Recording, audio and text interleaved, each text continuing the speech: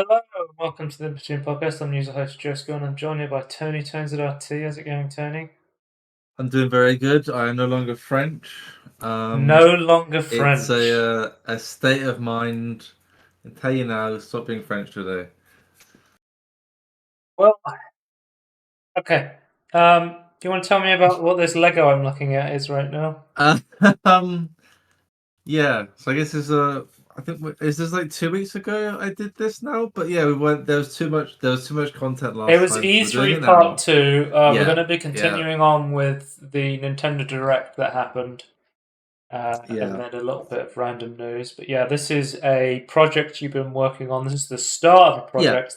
This is not just the So Friends set. yeah, so I was just saying. So this is a mock, which is I believe stands for make your own made own creation. It's not okay. So I bought instructions from Rebreakable. It's just like it uses this first floor just uses two like it uses two real Lego Central Perk sets to then Yep. make it into with some extra pieces to then make it into like the start of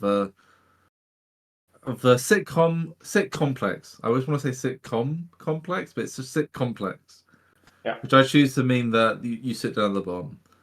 But yeah, I just thought it looked way better than I thought it was gonna be. Just like the ground floor. I Because just you're think it looks not, just I don't really know if cool. you're, are you particularly a Friends fan? I'm not I'm not a Super Friends fan. I have not watched all the episodes. Right. My sister is a big Friends fan. I used to watch it a lot Um, when I was a kid. yeah, I watched every now and again, but never. It's one of the things that's like you know what? I know it's been getting a lot of it's getting a lot of shit somewhat recently, but I think some of that shit is like well deserved, but I still want to say like overall, I think it's still funny. Why has it So been getting shit recently? there's some like bad takes on like some of the humor of like gender expectations. Is that the best way I could like describe it? But the show came out, Um, what? 90s. Yeah, I want to say like 30, maybe 40 years ago. Yeah, but yeah, I would still say that it still holds up, and I think it's pretty good for the most part. I don't think it needs to be cancelled or anything. I think, to be honest, I think it's just like contrarians, to be honest, to some extent. Just like, oh, this was kind of like the Seinfeld stuff. It's like, no, this was too good. It can't be that good. But Right. yeah, it's no Big Bang Theory. Let's be honest. It's no Young It's n- Sheldon, really. yeah, yeah, but no Bazinga. There was a post I saw on Twitter the other day, and it's like, what show are you convinced people just pretend to like? And somebody commented, and they were just like, how does Young Sheldon have 4 seasons? Like, who's watching this show? I've Well, never my seen the question is, show, but I'm just assuming it's no, awful. I've Um, seen clips of it. It looks awful. Um, I'm a surgeon. I'm a surgeon. I That's think a. it's better than that, but I still think it's gonna be awful. Oh, okay, right. What is that? Oh Is well. that just what's that called? Is that just called I'm a Is it? Surgeon? Is it What's called? No, I don't think it's called I'm a surgeon. they Based on should the one. rename it? I think it's called Good Doctor, maybe. Oh, okay, The Good Doctor. Yeah. right. That looks absolutely Be looking awful. out That's not for gonna be remember. looking out for autistic doctors in the meme awards next year. Yeah. But anyway, yeah, I built this. And I thought it's really cool. Like, it feels like I only know like some parts of the Friends stuff. It's like, but it's like, I recognize some of it. It's like, okay, this is like works really well in Lego form, in my opinion. So, I mean, shout out to the double. I don't know if he's what's his name. Is like Do you remember what the coffee shop owner's called? Yeah, his name's Gunther. Gunther. Yes, it's like named after the musician. Uh, Gunther. There's two of them. Ignore that. That's just they're twins. Wait. There is two Gunthers. What the Like I said, hell? I bought two sets. I had like double. Ain't Okay, no way. so for the two floors above this, it's gonna be the friend's apartment. It's Yeah. the male and the female like apartments basically. Yeah. So I have like three So sets like of the main cast. Monica and Joey's apartment, I think it is, right? I don't remember how it's split, but yeah, it's definitely like Monica's at the top, and then like who owns it? I don't know who I can't remember who lives there or I not. think Monica and Rachel live there, and then There's it's then Joey Joey and and Chandler. Chandler. Yeah, on the one below is how it's split in the Lego form anyway. But yeah, I just the start of it, I thought I was quite impressed with it so far. I mean, it's been a very expensive and confusing venture. Like I've had to do a lot of sorting of pieces, but we got there. I wrote down how long it Do took you me. have It all took the me pieces you need now to complete yeah, the mega blueprint? This is yes, just I do. this is so this is part one. How many more parts are there? They came in 4 PDFs, so Is this one for the PDF? yeah, I completed Okay. PDF 1, and I think the final one's just like the roof, so that's just like nothing. So I'm gonna Okay. say it's a third of the way complete because I had to like do the base, which took a while. But it took me ages. It took me like, including like sawing a piece, it took like I want to say like 13 hours. Okay. But it's like it's been lots of very fiddly pieces. It's like, but impressive detail is what I would say. Hmm. But no, I do really like it. Because like it's like a New York like a apartment, right? Or like with like a corner pizzeria looking place. I quite like the style. The aesthetic. Yeah. Yeah. So eventually, this will be a giant tower that will be inside your. There's a Tony stuck in Lego City. Well, yeah. I don't know Did if you you can see say what. the Sonic announcement? That the new No, which Sonic one? game's going to have Lego Sonic in it? Oh wait. Oh, because of the crossover. I know that there's like Lego sets of Sonic coming out They put like out a for it. trailer, and I was going to show it, but I was like, it's like a cinematic trailer, so I have no idea what it's Right. going to be like. Mm-hmm. But it looked pretty cool. Like, I think there's a Lego Sonic in Sonic Dimensions that people seem to like. Okay. Hmm. Yeah, I just know that it's like that they say they've been working with Lego to make Sonic sets that haven't come out yet. So I assumed it was like a new release or something. Or Do you fuck with Bionicles? they don't exist anymore, but I used to have them. Right. They should bring Barnacles back. That's my opinion. That's what I'm gonna say on that matter. They keep teasing Barnacles in sets, like, oh, this character has like a little pretend Barnacle. It's like, yeah, can you Hmm. just release Barnacles again? Right. Yeah, that's my Lego update though. I've not gone further on this. I've been building other stuff that's just like a proper release that has like numbered bags instead of just sorting through boxes of Lego sort of semi-sorted Lego pieces. So I've Right. not gone any further than that last 2 weeks. So I've been playing Steam Next Fest demos, Payday 2, and Diablo 4 Endgame in the past couple of weeks. Anything you're interested in hearing about there? If there's not, just say no and we'll move on. no. Well, yeah. Did we not? Did we not go through what you did last time? I feel like. Well, usually I get you to pick one thing normally, but it would last week. It was we didn't do it at all.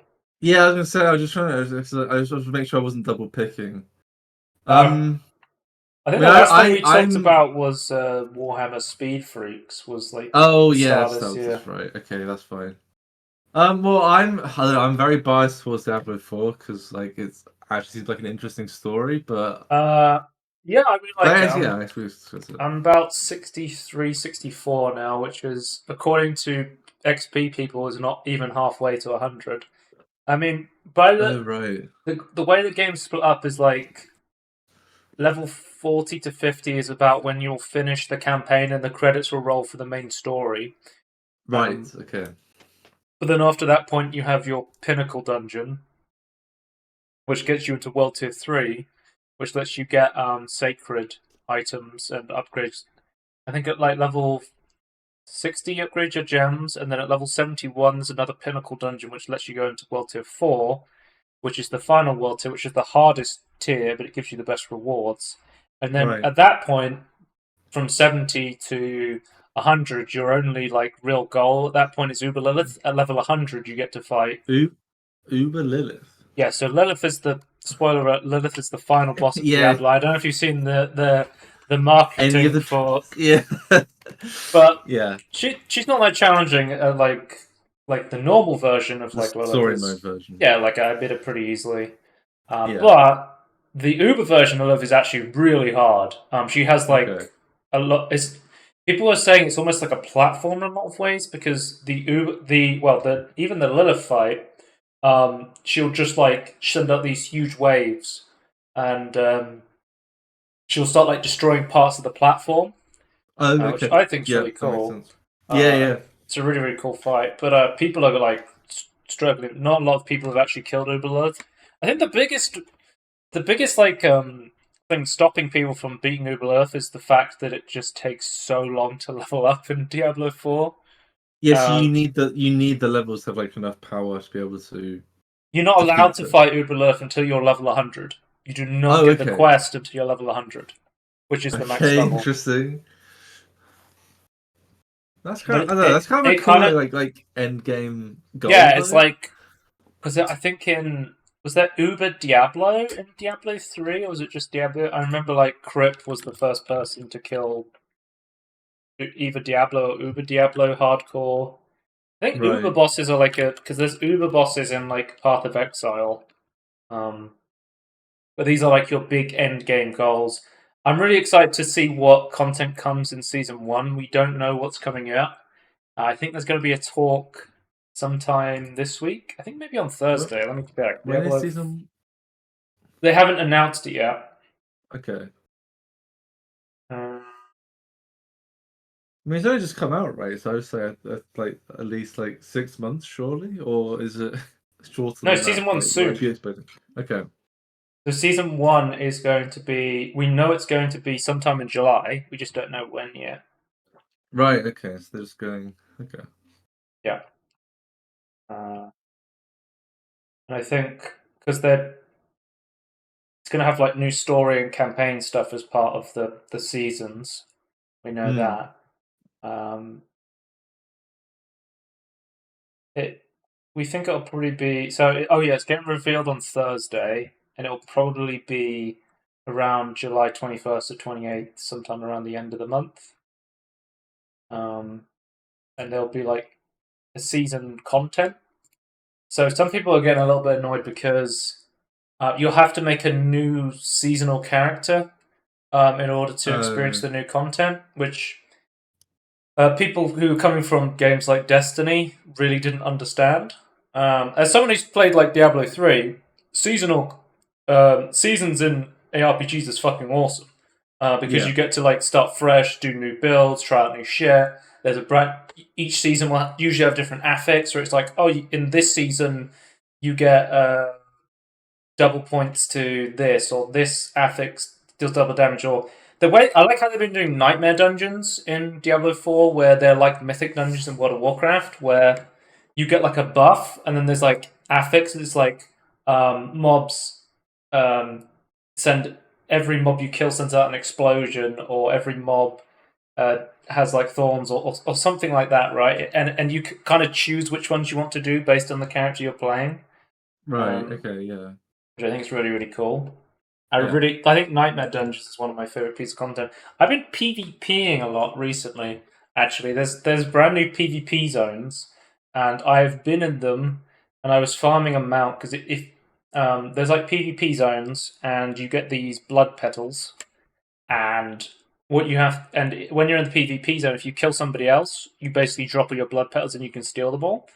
So in order to bank your blood petals, you have to go to these extraction points, and when you go to these extraction points, it sends like a ding out on the map and says somebody's trying to leave with blood petals, and then anyone can come along and try and kill you and stop you from like Right. extracting. But I've Just been the doing, risk reward of it. yeah, I think it's really fun because I'm playing softcore, and my biggest gripe with softcore is there is no reason not to die in softcore. It is so Yeah. dumb. Um, so here's what happens when you die. You lose 10% durability on your gear. Okay. That's it.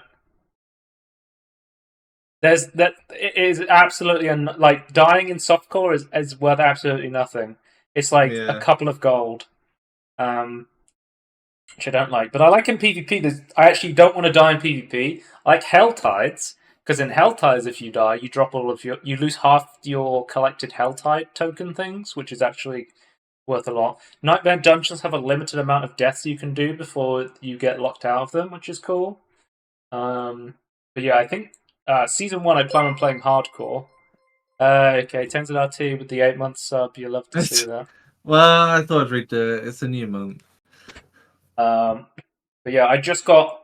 But the reason I was doing so in the PvP zone, I've actually never seen another player yet. No, I've seen another player, but I haven't engaged with another player. But the PvP zone is full of single play like events and objectives, so you can just go around killing mobs, and mobs will also drop the petals. So if there's not Right. enough players there, you can just farm the PvE stuff.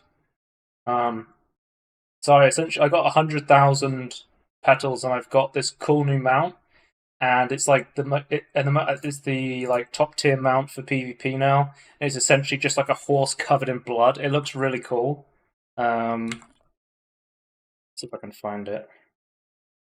Image of it.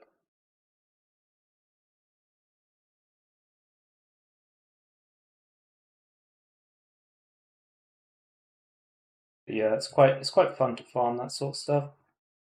Okay. This is what it looks like. Oh right, yeah. It's like Oh, is it that like run image is through so blood or is low it its quality. own blood? How's that working? I don't know. I guess the idea is like it's covered in blood from slain enemies or whatever, Oh, right? okay. So it's not bleeding to death. Yeah. Um. Yeah. I've been Okay. having fun playing that. I really like Nightmare Dungeons. Helltides are cool. Um. You need to do Nightmare Dungeons to get your glyph leveled up, which are glyphs are like there's a new like Paragon board, and Paragon board is essentially like your end game progression. So instead of levels, you get Paragon points, and it's like a giant tech tree almost. If I show you a Paragon board, this is where like the game starts to become slightly less static, where you just kind Okay. of. If I show you an image. That's what a paragon board looks like. So you would go individually, and you choose like paths through, and you have a limited Yeah. amount of paragon points overall. So you go, I want this, and then you attach boards and you rotate the boards, so you can change how you path through paragon boards to get legendary affixes. And different Right, okay. affixes require a certain amount of like intelligence or willpower in the range. So you kind of want to path intelligently, which is it's quite fun. So when do you start doing this? At level 50. Okay, level 50. That's just like a hard like now it So level starts. 50 is Paragon, and then you Okay. Paragon until level 100, and then there's like Right. 250 Paragon points to pick up. So every level past 50, there's 4 Paragon points. So the level bar is split up into Paragon point, Paragon point, Paragon point, Paragon point. Right.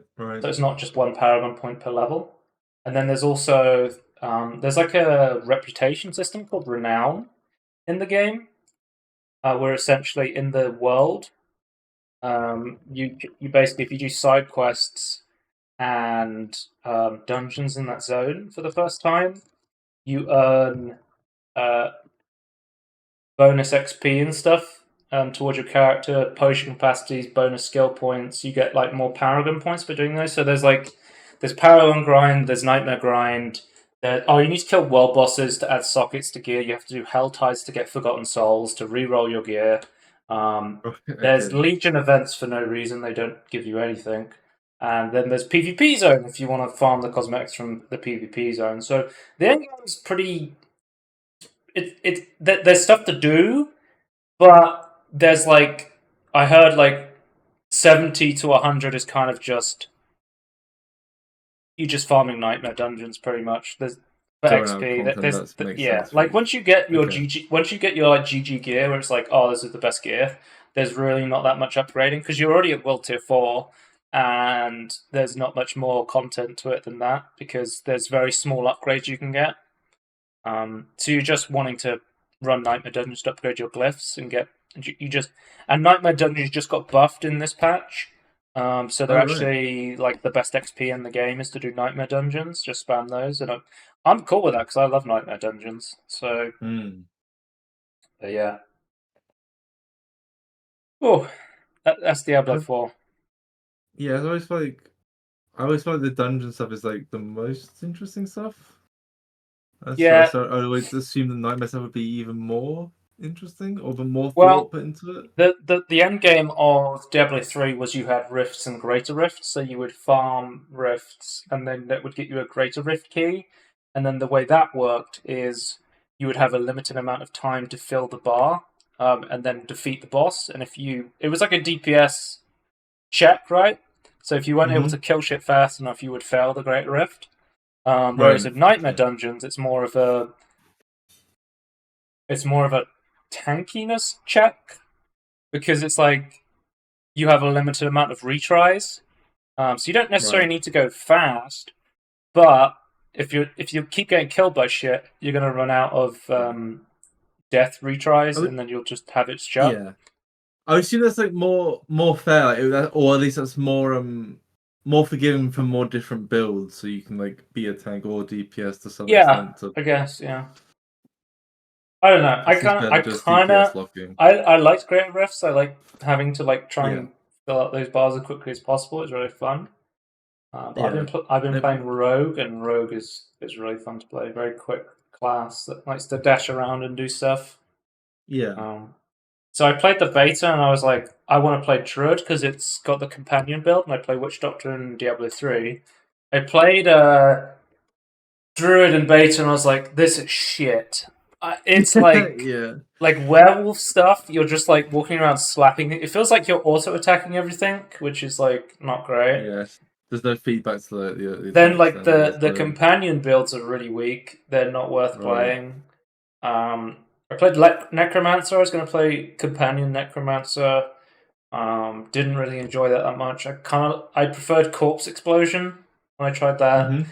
And then I played a bit of Rogue in the beta, and I was like, actually, I think Rogue is pretty fun. So that's what I decided to go like a Twisting Blades Rogue Right. um, Okay. for the full game. And I've been really enjoying playing that. Um, I have I have an idea of a meme build, and I'm gathering pieces for it. And hopefully, I'm able to get the right pieces for this meme build. Because if it comes together, it's probably going to be really shit. But I don't think anyone else in the world is playing this build. So Okay. What?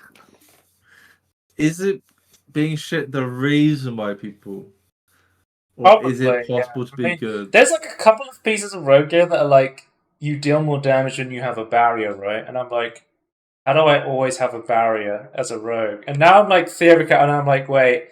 So then there's like a piece that gives you a barrier if you dash through somebody who's infected with cold damage, and I'm like, cold damage is not something you normally do on rogue, so I need to take cold imbuement and put cold damage onto my normal skills. And then there's a unique pair of pants that when you heal, but you're already at max life, that gives you a barrier. So I'm like, well, I need healing, I need cold damage, and then I want these barrier buffs, and I'm like, it's all coming together to form. Hopefully, it does something rather than I just walk around and I'm tanky and I do nothing. But we'll have to wait and Hmm. see how Barrier Rogue turns Well, out. I'm sh- yeah, I look forward to it. It sounds kind of insane. I like theory. Like I liked when I Yeah. played Wizard of Legend, I had the cactus build, and I was like, I'm making my own cactus build. I like just making my own shit. I don't know. We'll see. It's probably going to be awful. It's probably going to be as they say in the business a ZDPS build, which stands for zero DPS. So we'll see. Right. Yeah. All tank. The great thing about like, because I'm just playing, but I've only played solo, so I'm just like, it doesn't really matter how shit my build is. But the reason, like, I think your build strength matters slightly more in Diablo 4 now is it's more online, so you have. Well, obviously there's PvP. If you've got a shit build in PvP, you're in trouble. Um, then there's also world bosses. So when you go to world bosses, if you can't kill it, that's a problem, and you're kind of hoping there's other players who will help you kill it. And How you was it, yeah, how do the world bosses, what are they, just like in, like, just like, are they just in the world, or like? they're in the world and they spawn on like a 6 hour cooldown, um, Okay. and you need to kill them because they drop. Well, they're sort of like giant loot pinatas. They give you a bunch of loot and they also drop a unique material that you need. So yeah. Okay. So it's kind of similar to Guild Wars, like how they do world bosses then. Yeah, I like the world bosses. There's three of them, and they each have their own sort of unique mechanics, but none of them have been particularly challenging so far. So, and like some people end game are just getting to the point where they're just one-shotting world bosses, and people are saying they're kind of a meme. So Okay. I'm not one-shotting. Like I remember early on, like when I was playing, I killed like a world boss with a bunch of people with like a couple of seconds to spare before the timer ran out, and he despawned, right? And that was like, oh, are we going to make it, sort of thing. But now it's just like go to the world boss and we kind of kill it, not too They hard. don't. They don't scale in. It's just like these are the world bosses. They spawn at But I they think world respawn at bosses this will be level. a lot more interesting when I get to season one because I'm going to be playing on hardcore. I really want to play on Right. hardcore because I think it's going to make a lot of this stuff more engaging and more interesting. And I love playing Okay. hardcore on Diablo 3, so I just wanted to play softcore for my first playthrough because, well, I don't know if you've seen, but there's quite a few compilations on YouTube of people dying on hardcore thanks to disconnects from Blizzard. So Oh no, I haven't seen that. Is that a big problem? Is it? yeah, like fucking Quinn died at like level 94 to a disconnect on his Oh hardcore god. character. Oh jeez. Um, Softcore's kind of like medium core though, in a lot of ways. So there is a potion of cheat death that you can get in hardcore that only drops in hardcore, and Right. basically that will let you cheat death once, and it'll go on a 5 minute cooldown once you've drunk. So you have to farm it, and then there's a cooldown to use another one, Ah, and then there's okay. also a hardcore only item called Scroll of Escape, where essentially you can like if you get in trouble you can teleport out. Yeah, it's just to get the fuck out of there. So right now a lot of Uber Lilith attempts on hardcore right now are oh you put your cheat death potion on, you go in, it procs, and then you quickly scroll and escape out before you get hit again. It's just And a then farm and bit with yeah, and then you have it to sit again. around for 5 minutes waiting for your cheat death cooldown to go off. Okay. Yeah. So it's sort I of guess it's a like gameplay loop, so but that's cool. it's like the hardcore's not super hardcore. I know some people would prefer is like if you go into a big battle against a boss and you die, that's it. That's hardcore. That's I get over. I would assume that when people won't know how to defeat her, that then that will become a thing that people will try more often. At the moment, I assume it's like a bit new for that. Yeah.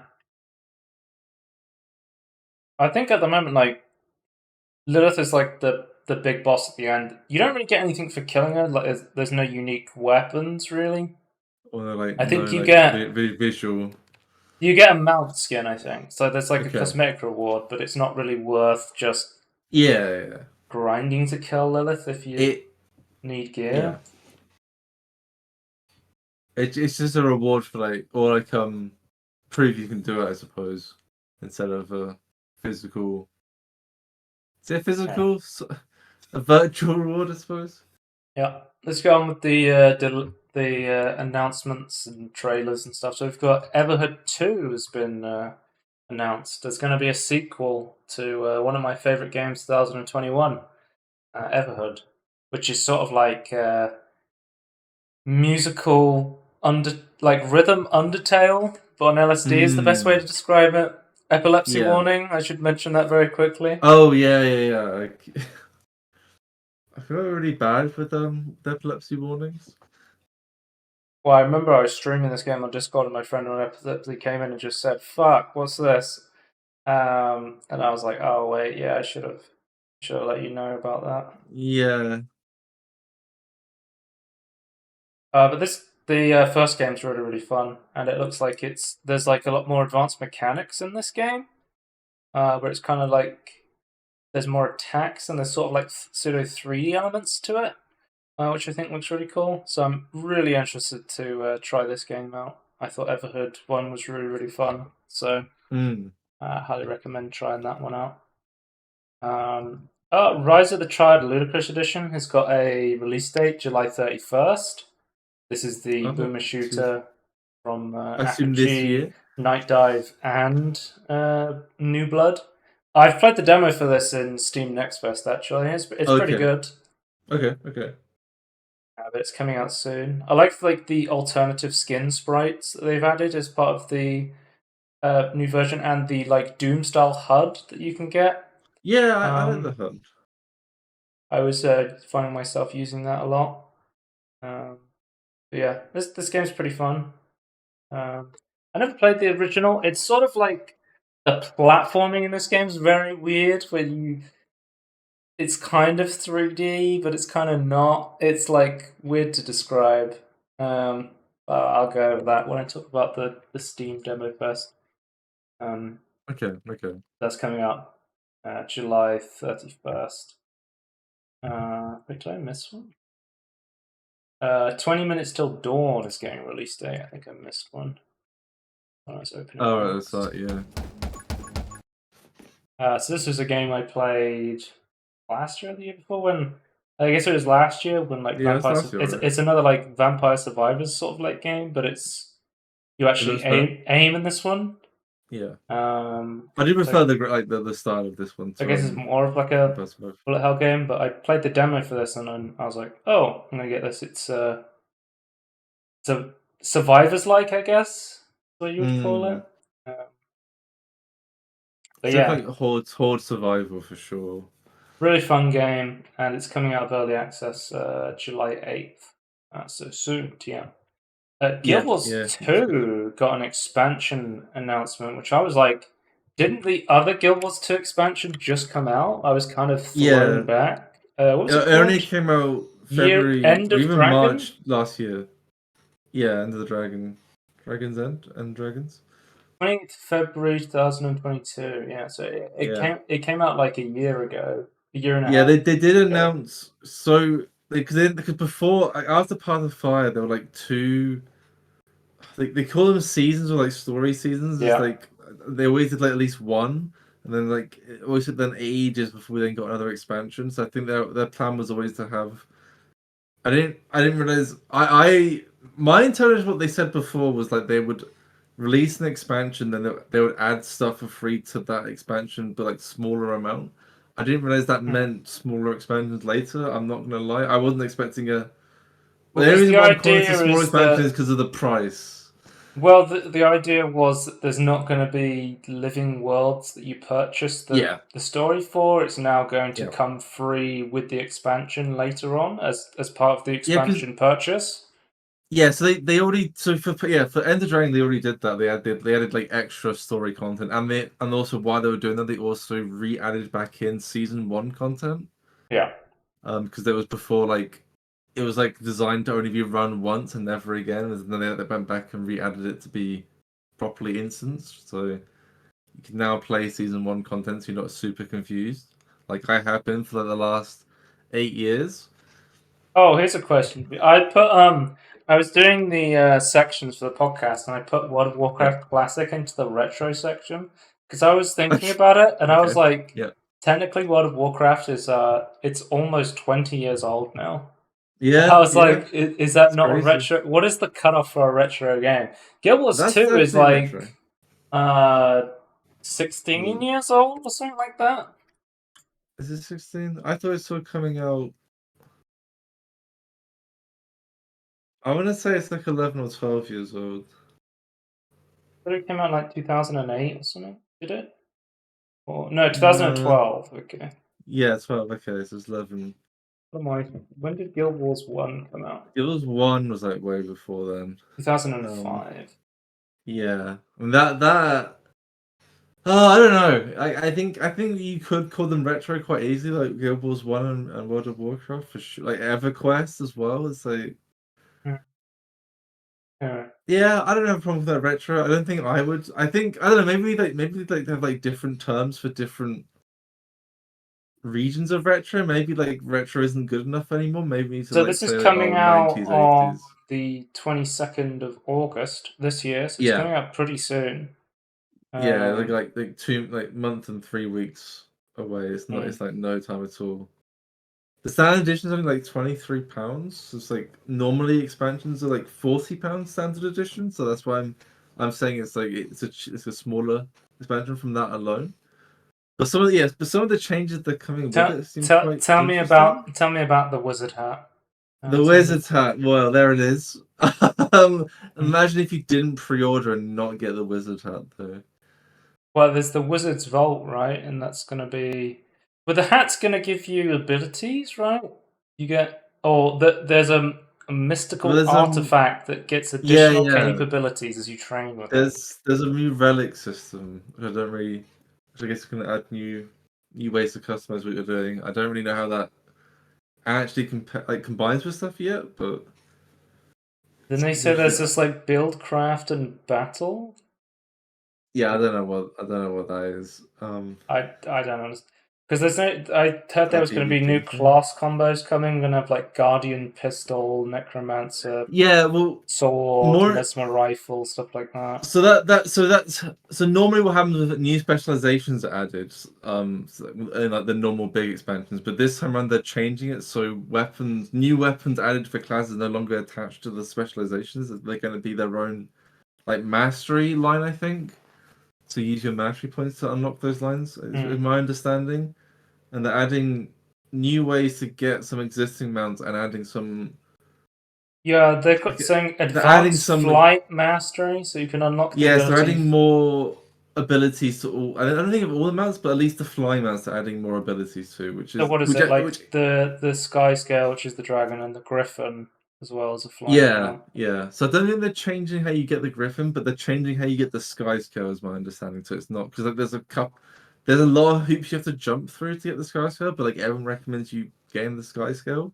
And Mm. there's some stuff where it's like you just need to like, run it with lots of people, and it's like not the greatest experience as the maps start to die or the old maps start to die. So I think Yeah. they're adding a more story way of doing it, like they did with the. Because they did it with the turtle recently. That before, like it was like attached to a world Well, boss I remember and like another world boss. when I was getting the Griffin mount, I just had to. Yeah, There was a point where I just had to farm gold. yeah, yeah. I That was did the like same. literally it. Like I had no way to just progress through the game. It was just like, oh, I'm just gonna have to grind gold to be able to get Yeah, this mount. I would say that I'm glad they did it in like a stack of like five at a time instead of having to get all the gold up once. Because I had to farm gold as well.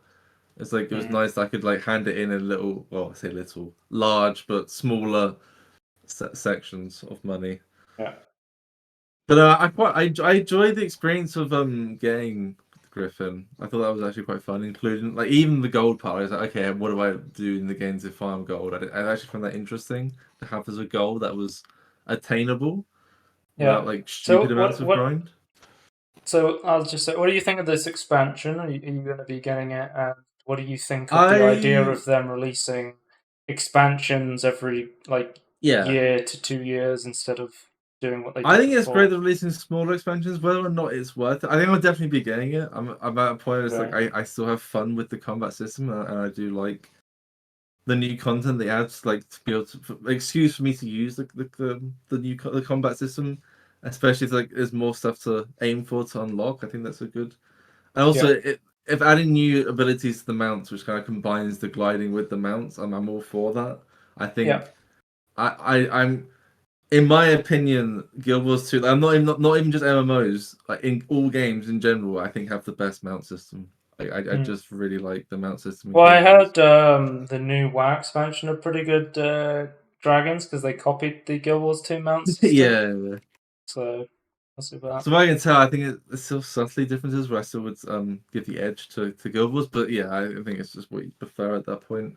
But yeah, because I'm like kind in of excited to even in see. like Diablo 4, the mount kind of fucking sucks in Diablo 4, but Yeah. there is like a dismount combat ability in Diablo Oh, 4, okay. which is not something you would have in WoW. So they are moving more towards that like versatile Guild Wars 2 mount sort of Yeah, system. yeah. It seems to me that, and I think I'm really hope they do this, but they add even more abilities to the old mounts, the Yeah, old ground mounts. Because I will say, with the Sky Scale, the dragon that you can see there, like it did make a couple of the original mounts a little bit obsolete. So if they could go back and add new abilities for those to make them better, because you have access to like for those who don't know that you have access to all your mounts at all times once you've unlocked it. So it's not like a thing yeah, of that you choose. So like it'd be nice to make the other mounts useful again, or have even like what I really want is like maybe not jumping puzzles, but like parkour puzzles or parkour like Well, races wow. maybe. With those with a specific mount in mind, I think that'd be really cool. But they never really added that. They've added mount races, but they never really quite understand how the terrain should work with to make it fun. So I guess we'll see. But I'm excited. I'm excited to see what they do. It's smaller. It's cheaper. Um, I mean, unless you go for the Ultimate Edition, it's probably just as expensive. But that's Yep. always the way. Don't pre-order, but I guess people are anyway. If you want your hat, pre-order. Right. Let's move on to But no, yeah, I announce. think overall it's a good idea to have lots of smaller expansions. I think that's a good way to go. They've been doing lots of smaller patches and it looks good. Into announcements, cancellations, and releases. So we have just a couple. Bloodlines 2 came up with an update in June, and they basically just said, yeah, it's been a while since we've said anything about this game. You can refund it if you want. As essentially what they came out and said. So it's like, Okay, so you can actually refund if you want. yeah, it seems like this Bloodlines 2 game is in development hell. They've already changed Yes. developers on it. I don't know what's going on with it. Well, I think They just cancelled the weird battle royale game they had of yeah. Bloodlines. I don't know what the hell Paradox is doing with Bloodlines 2, but we'll just have to wait and see if this game actually ever comes out. So I thought as well, like not only did they like switch developers, like they switched lead dev like a couple of times after that as well. Yeah, So it just maybe. doesn't seem. It seems they don't know what they want to do with what they've got. Well, And yeah, then it we just seems like a have complete mess. the Cycle Frontier will shut down on September 27, 2023. Another live service extraction shooter shutting down very I've shortly never heard. after Have I it heard of released. this? Probably not. I think Like, it was like Escape from Tarkov, but against on like an alien planet with like bugs. right? There's like extraction shooters like Escape from Tarkov or Hunt Showdown is another one. Okay. Extraction shooters, I guess they're called. Marathon's another one We that's really coming out. are. We are. The 2020s really are an age of things shutting down. It's a great time to be alive. Yeah, Twitter's going to be shutting down. I can't wait. I can't What wait was Reddit it? to implode. Reddit third-party apps are shutting down. Fuck you for We won't even be destroying on Twitch Apollo. soon. I was using that, and I've now had to delete it because I can't use it anymore. Yeah.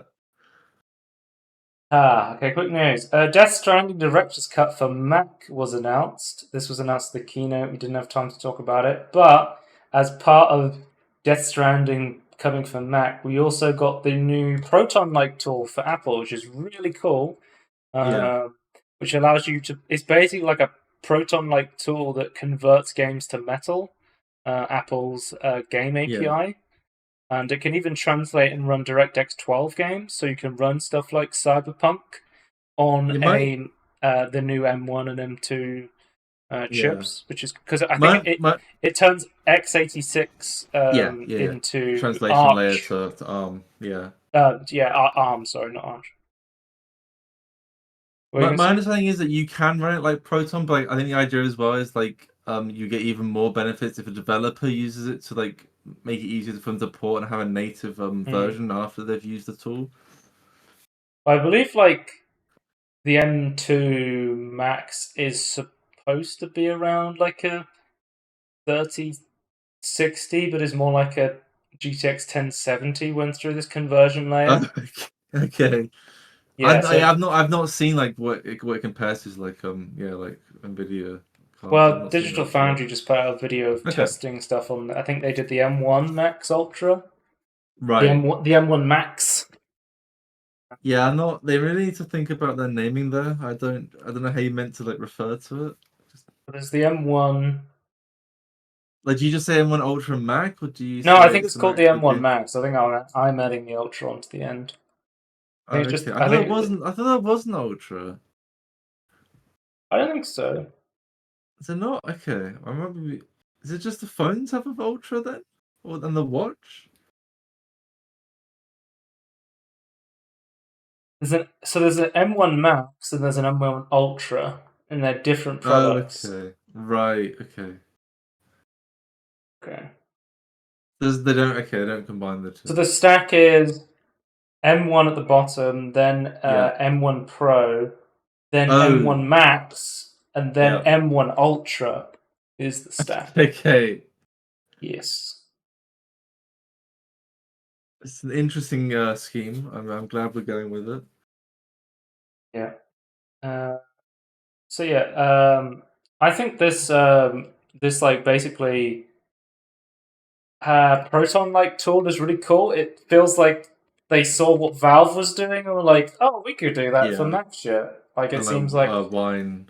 because we've seen like the Proton stuff, and we've seen Intel using this to translate to Intel's cards, and now we're seeing Mac doing this. I think at the moment we're not seeing like great performance out the box of just translating straight to metal, but the idea of this is it's meant to be more like a dev toolkit. Yeah. So it's just being like, this is how your game could run on a Mac, but it's like, well, not really, because we're seeing it have different performance to native Mac titles. So I will say I'm super impressed considering there's no x86 architecture on these chips, and it's just like all translation there. Like it's so impressive, even with like the just like running the tool without like creating a native game. yeah, So it's still impressive either way. yeah. You can get I mean, like, I guess it shows that you can have like non-86 games though. Like I feel like that's also like a really good step to show. yeah. Oh, and the Apple Vision Pro will support DualSense controller in over 100 Apple Arcade games. That's the gaming Wait, the future. DualSense controller. Yeah, I think they showed a DualSense controller. Is it in the because like it looks like trailer? an Apple device? I guess, yeah. I guess Apple just doesn't have a game controller, so they don't have one Yeah, to that sell with is it. really weird.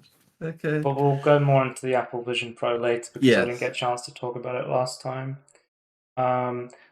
McDonald's just dropped a brand new Game Boy game in Oh god. 2023. I don't know if you've seen this. Yeah, I don't get it. So I don't. Have you seen anything about Grimace's birthday? There's a meme going around because they've made this I Grimace remember the shake. meme. Okay. And basically, people have been like on TikTok. People drink the Grimace shake, and then they end up like chained up inside like a mine. Like bad things happen to them after they drink. That's the Yeah, meme at the moment on like it's popular on yeah. TikTok. I think it's insane that McDonald's are like, oh, it's Grimace's birthday. Let's release a fucking Game Boy game that runs on the Game Boy. I thought that was hilarious. Yeah. Who do they find to do this? I can't want to know like the business inside like what the Cruel hell Toys. happens. It was developed using Game Boy Studio, a wonderful program Okay. that makes Game Boy development much easier in 2023. Interesting. Okay. Well, just like your old Game Boy Color and load up Grimace. So Tom Lockwood, aka Grumpy Function, is the developer behind one of the absolute best homebrew Game Boy games unearthed, and it is very cool that he bought us a new McDonald's game. It's cool to see. It's a weird retro release, but I'm kind of for it. I think it's just weird. Play Grimace's birthday for free on our web browser. It's unclear if McDonald's hope to keep the game locked up in their website, if there's any particular reason they didn't want us to have the ROM. But needs to say the internet was very quick to rip the file and share it online. So guys, if you want to grab a digital copy of Grimace's birthday, it's currently available here. Oh, so this is after they made a China-only chicken nugget device that plays Tetris. Yeah. I don't know if you heard about this. I heard this as well. I don't get this one either. This one makes even less sense to me though. Why? Why is this? Is this like a novelty sort of big over there? Yeah, I guess people. I guess in China, consoles were banned for the longest time. So like, Yeah, but mobile like, gaming and PC gaming is very popular. So maybe not a lot of people it's have like actually 20 had a Game years Boy ago. in like China. I'm not sure. You can play better stuff on your phone, surely. But I think it's the idea. I mean, It's Is based it? on the fact that it's a nugget. I mean, everyone wants the nuggets. They gotta get their hands on the But nuggets. is it a novelty thing? I generally do Yes. not understand this appeal at all. Don't But like, drink the it's Grimace really shake. fun. Quick news. Call of Duty's latest anti-cheat makes cheaters hallucinate imaginary opponents. Uh, Interesting. the game's also removed a separate quicksand anti-cheat effect. So when the game detects you are cheating, uh, hallucinations will start to appear like a normal player. They will not be real players. So I thought that was pretty. I saw a meme that was like new anti-cheat schizophrenia. Just like creating enemies that aren't really there. Yeah, I mean, it sounds like a cool like I love these game in and of anti-cheat itself. methods where they don't just outright ban people, they Yeah, just fuck with them until they realize something's going wrong to try and stop them from just immediately cheating again. You have like the cheater only lobbies where you only get matched against cheaters. yeah. The ones where you get like nerfed when you're a cheater and stuff like that. I think these creative ones are really funny to see. So yeah, this one's I cool mean, to see.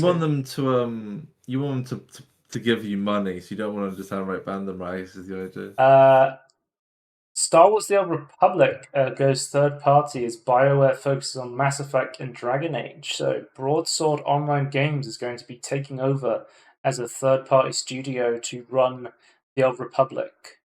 Um, Seems like I they always want to. assumed it was run by a third party already, but I guess that wasn't No, the it's case. done internally at EA. Interesting. A So shame that there's an agreement Old that would see Republic the was Old shut Republic down. handed over to current Ultima Online and Dark Age of Camelot developer Broadsword Online, which is run by former Mythic Entertainment co-founder and BioWare VP Rob Denton, who previously worked on the Old Republic in its early days. Uh, Right. After 12 years after launch, Star Wars: The Old Republic remains a success and continues to grow its dedicated and passionate community who was so proud of the work the team had done in the future of the game. The community continues to be very bright. We're evaluating how we can give the game and the team the best opportunity to grow and evolve, which includes conversations with Broadsword, a boutique studio that specializes in delivering online community-driven experiences. Our goal is to do what's best for the game and its players. Currently, roughly 70 to 80 people are part of the core development team of the Old Republic, more than half of whom are expected to move to Broadsword, while remaining with EA, which would have an opportunity to look for roles elsewhere within the company, but may otherwise face layoffs. So it seems Okay. like they're just trying to. I feel like they're trying to downsize, and they're like, we don't want to do this Yeah. Star Wars: The Republic thing anymore, even though it has like a core I dedicated think player base.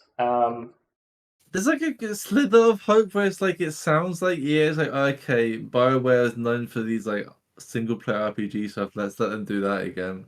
I'm Yeah, hoping that's the and they're case, giving it to but a we'll studio see. that has a Yeah, one of the original creators of the Old Republic in its early days. So yeah. hopefully, it continues to flourish over there. It's interesting to see.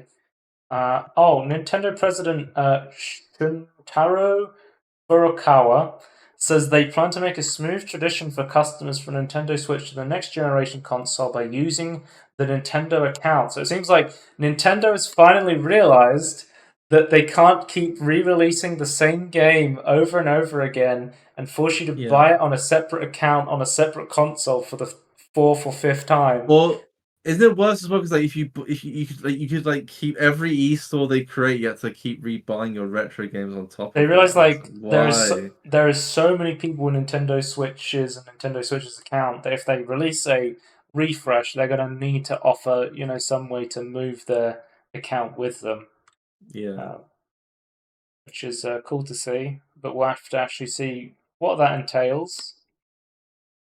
I'm sure there's gonna be some dumb thing they're gonna implement with that because I Yeah, don't no really trust Nintendo. It'll be Nintendo. really dumb. Hopefully, it means that the new Nintendo console will just be backwards compatible with the Switch, and you can play your Switch That games on the new console.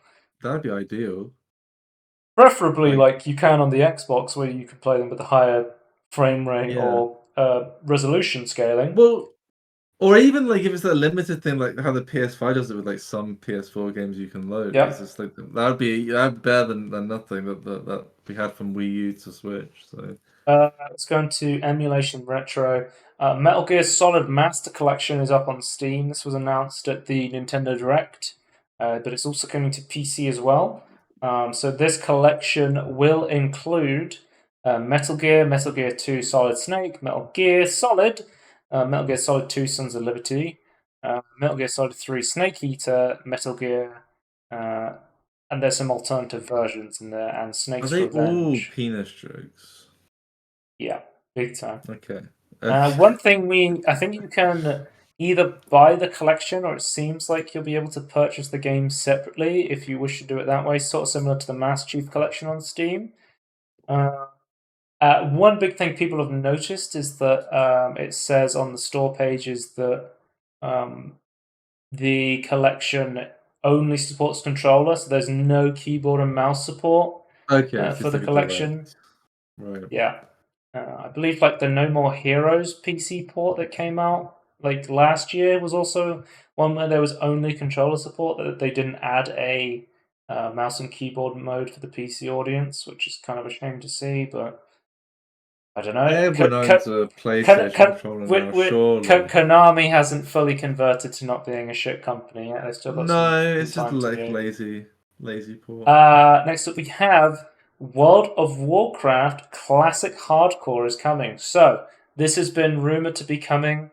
I think they've said that it's going to be coming, and there's been an add-on in the WoW community, the WoW Classic community, that's been really popular, where it tracks if you've died, and people have been streaming tons of Hardcore Classic through this cool add-on. add-ons exist for an MMO. And people have been loving this, but there's been like a honor system where it's like you kind of have to honor the add-on or not turn the add-on off if you think you're going to die or stuff like that.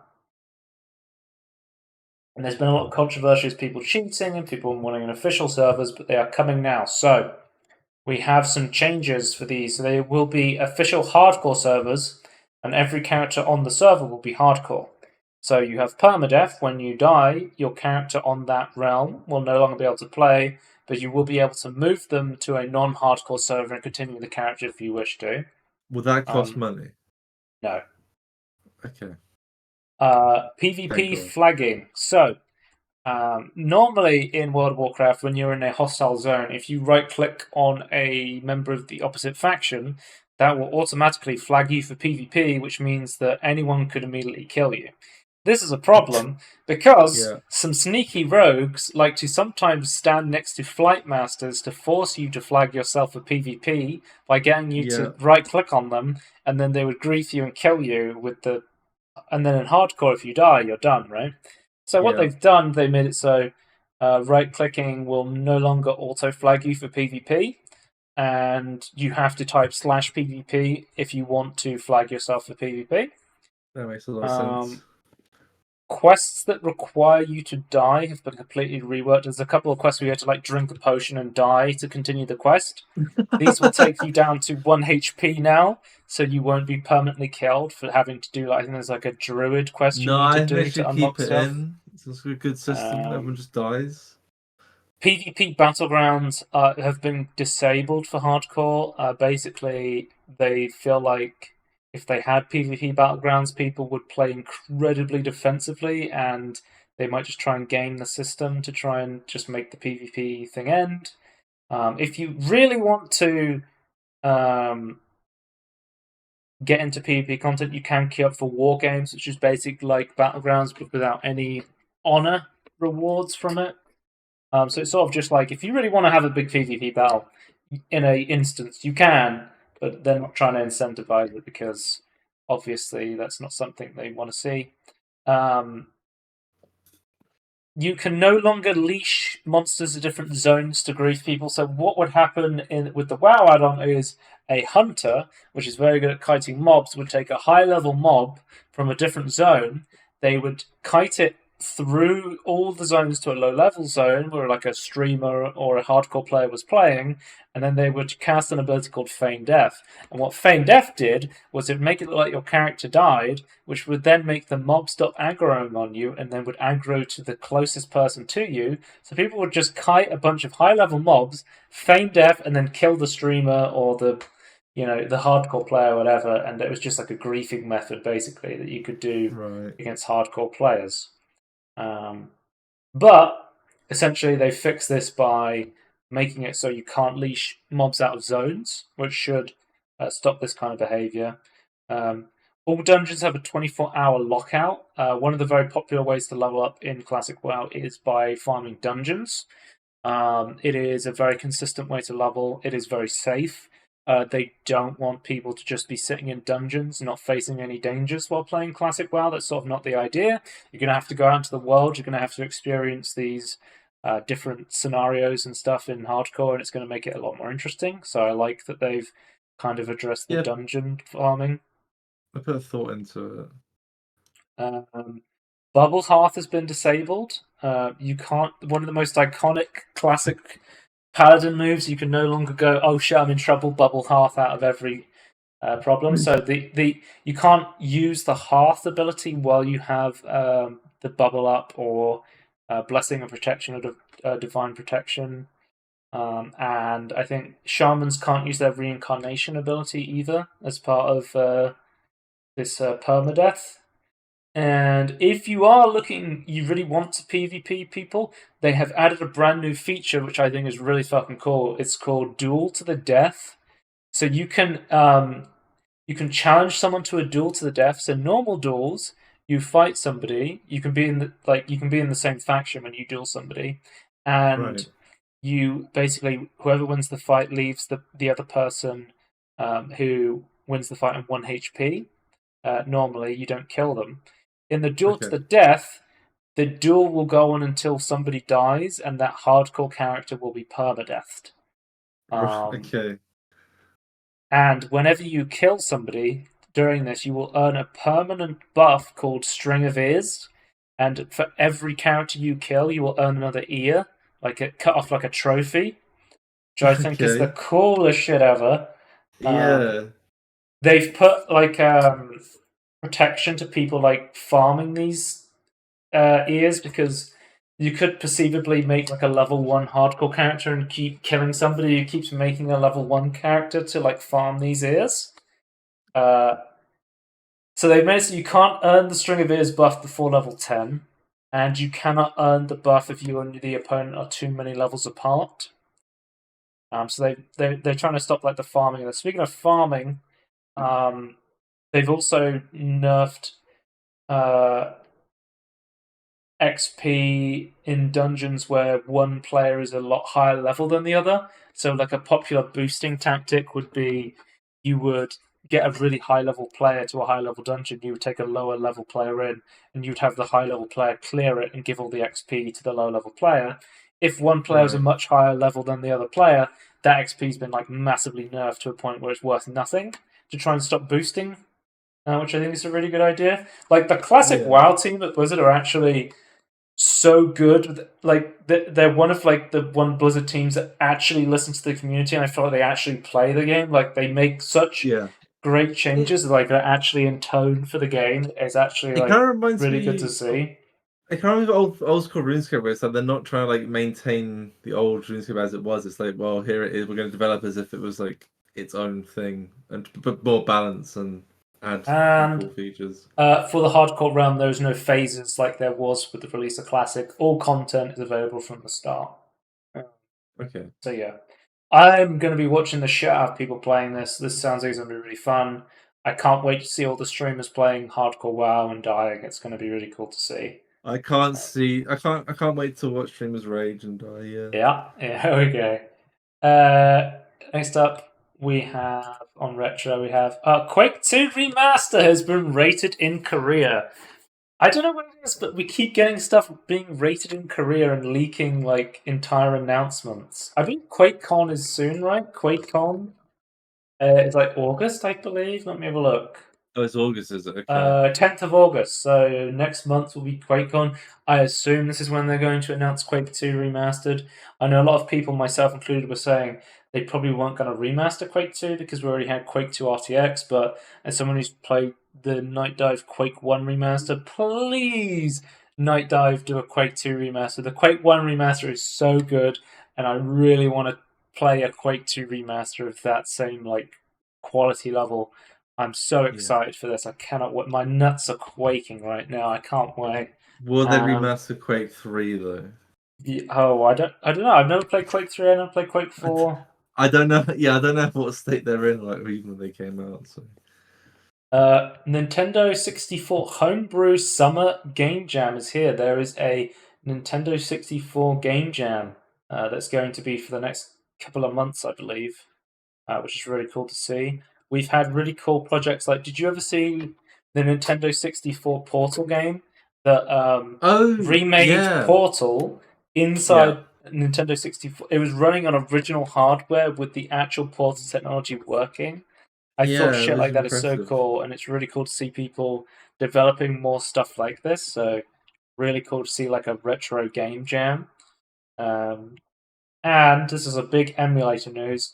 The creators of RPC S3, the biggest PS3 emulator, are now starting working on a PlayStation 4 emulator. Oh, that's huge. So could this be the only way people will be able to get Bloodborne on PC? That's my question. Yes, Bloodborne's a PS4 title, right? Or yes, yeah, it it was. was it ever on PS3? No, it was I don't exclusive to think so. PS4. Yeah. Like it's not even on PS5, right? No, I think Um, you can launch a PS4 version on PS5, but that's about it. yeah. So yeah, I know people absolutely love this Souls game. They really want to play it. So Yeah, it's my from a thematic point of view, not necessarily like how the content with like all the gameplay content within it, but like yeah, like a gothic Dark Souls is like it's just so good. obviously, RPC S3 has only really got to an okay state at the moment. Like I've been playing around with it recently. I was playing I was playing Azure's Wrath, and Okay. let's just say that's a really fucking interesting game. From like, yeah, um, Okay.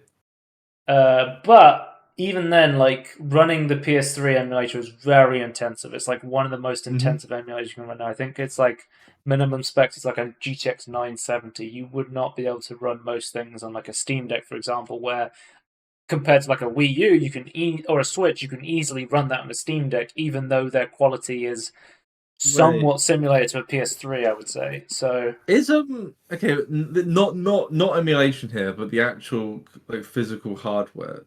hmm. Is the Switch more or less powerful than a PS3? uh,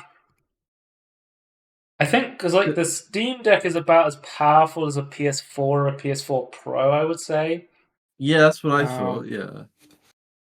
but Bowser's emulation, like yeah, it's just like it's emulation's hard if it's not the correct hardware, obviously. So I'm just curious, like how close was the PS3 to the Switch? as I said, the Tegra chip on the Switch was a 1 teraflop of power. The chip, it's possible. The PS3 has a theoretical 203 G flops. That means the PS3 was roughly 5 times slower than the Tegra Right. T1 chip. Okay, so it is all like just emulating overhead then that's causing this problem. I would say the Switch is probably around a PS3 to. I wouldn't say it's PS4 Like level, but it's like starting to. Yeah, it's halfway sort of between them. halfway between a PS3 and a PS4 is where I would put it. Okay. But I think most PS3 titles were in like there wasn't that many 1080p games on the No. PS3 era. It was very much like No. 480 to 720 was Well, I like the think general resolution of the PS3. those are the cheaty ones where it's like 1080i, but it's like Mm. really cheaty doing that. Yeah, I'm trying to think. Is there any other PS4 exclusive games that you can only get on the PS4? It probably is, but I can't. Nothing The I one can that like popped to my remember at head the where I'm moment. like, okay, we need emulation for this was Bloodborne Hmm. immediately. Let's have a look. Yeah. It's from that one, but The Last of Us Part 2 is technically on the PS4, not on the PC. yeah, I suppose. But are we not expecting a part two of the PC at some point? Uh,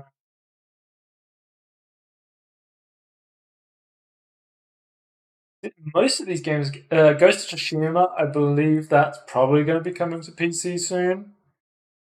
Oh yeah, The yeah. 2016 version of Ratchet and Clank is a PS4 exclusive. Oh yeah, the one that's the one before Rift Apart, right? Infamous Second Son is a PS4 exclusive. No one cares about that game. Yeah, I think it's just Bloodborne mostly is like a game that we don't have on PC that we would have to emulate. If okay, let's just say this is a PS3 emulation is only in an okay state right now. This is a Yeah. very, very, very, very early version of a PS4 emulator. It's not going to be like probably like 5 years at least until we actually see like most games running on a PS4 emulator. And So Sony might push and get a lot of these released on PC anyway, or remasters or something. So who knows have to wait and see. what's going to be the future? Yeah. And then let's move on to Steam news. Valve, Steam Desktop update. So the big update I was talking about, I had the beta for, is now out. So we have the new Steam Desktop client, we have the new Shift tab, we have notes, we have the redesigned game overlay. You can pin stuff, you can make it transparent, you can do loads of shit now. I've talked about this with the beta, but it's now available for Yeah, it's everyone. good.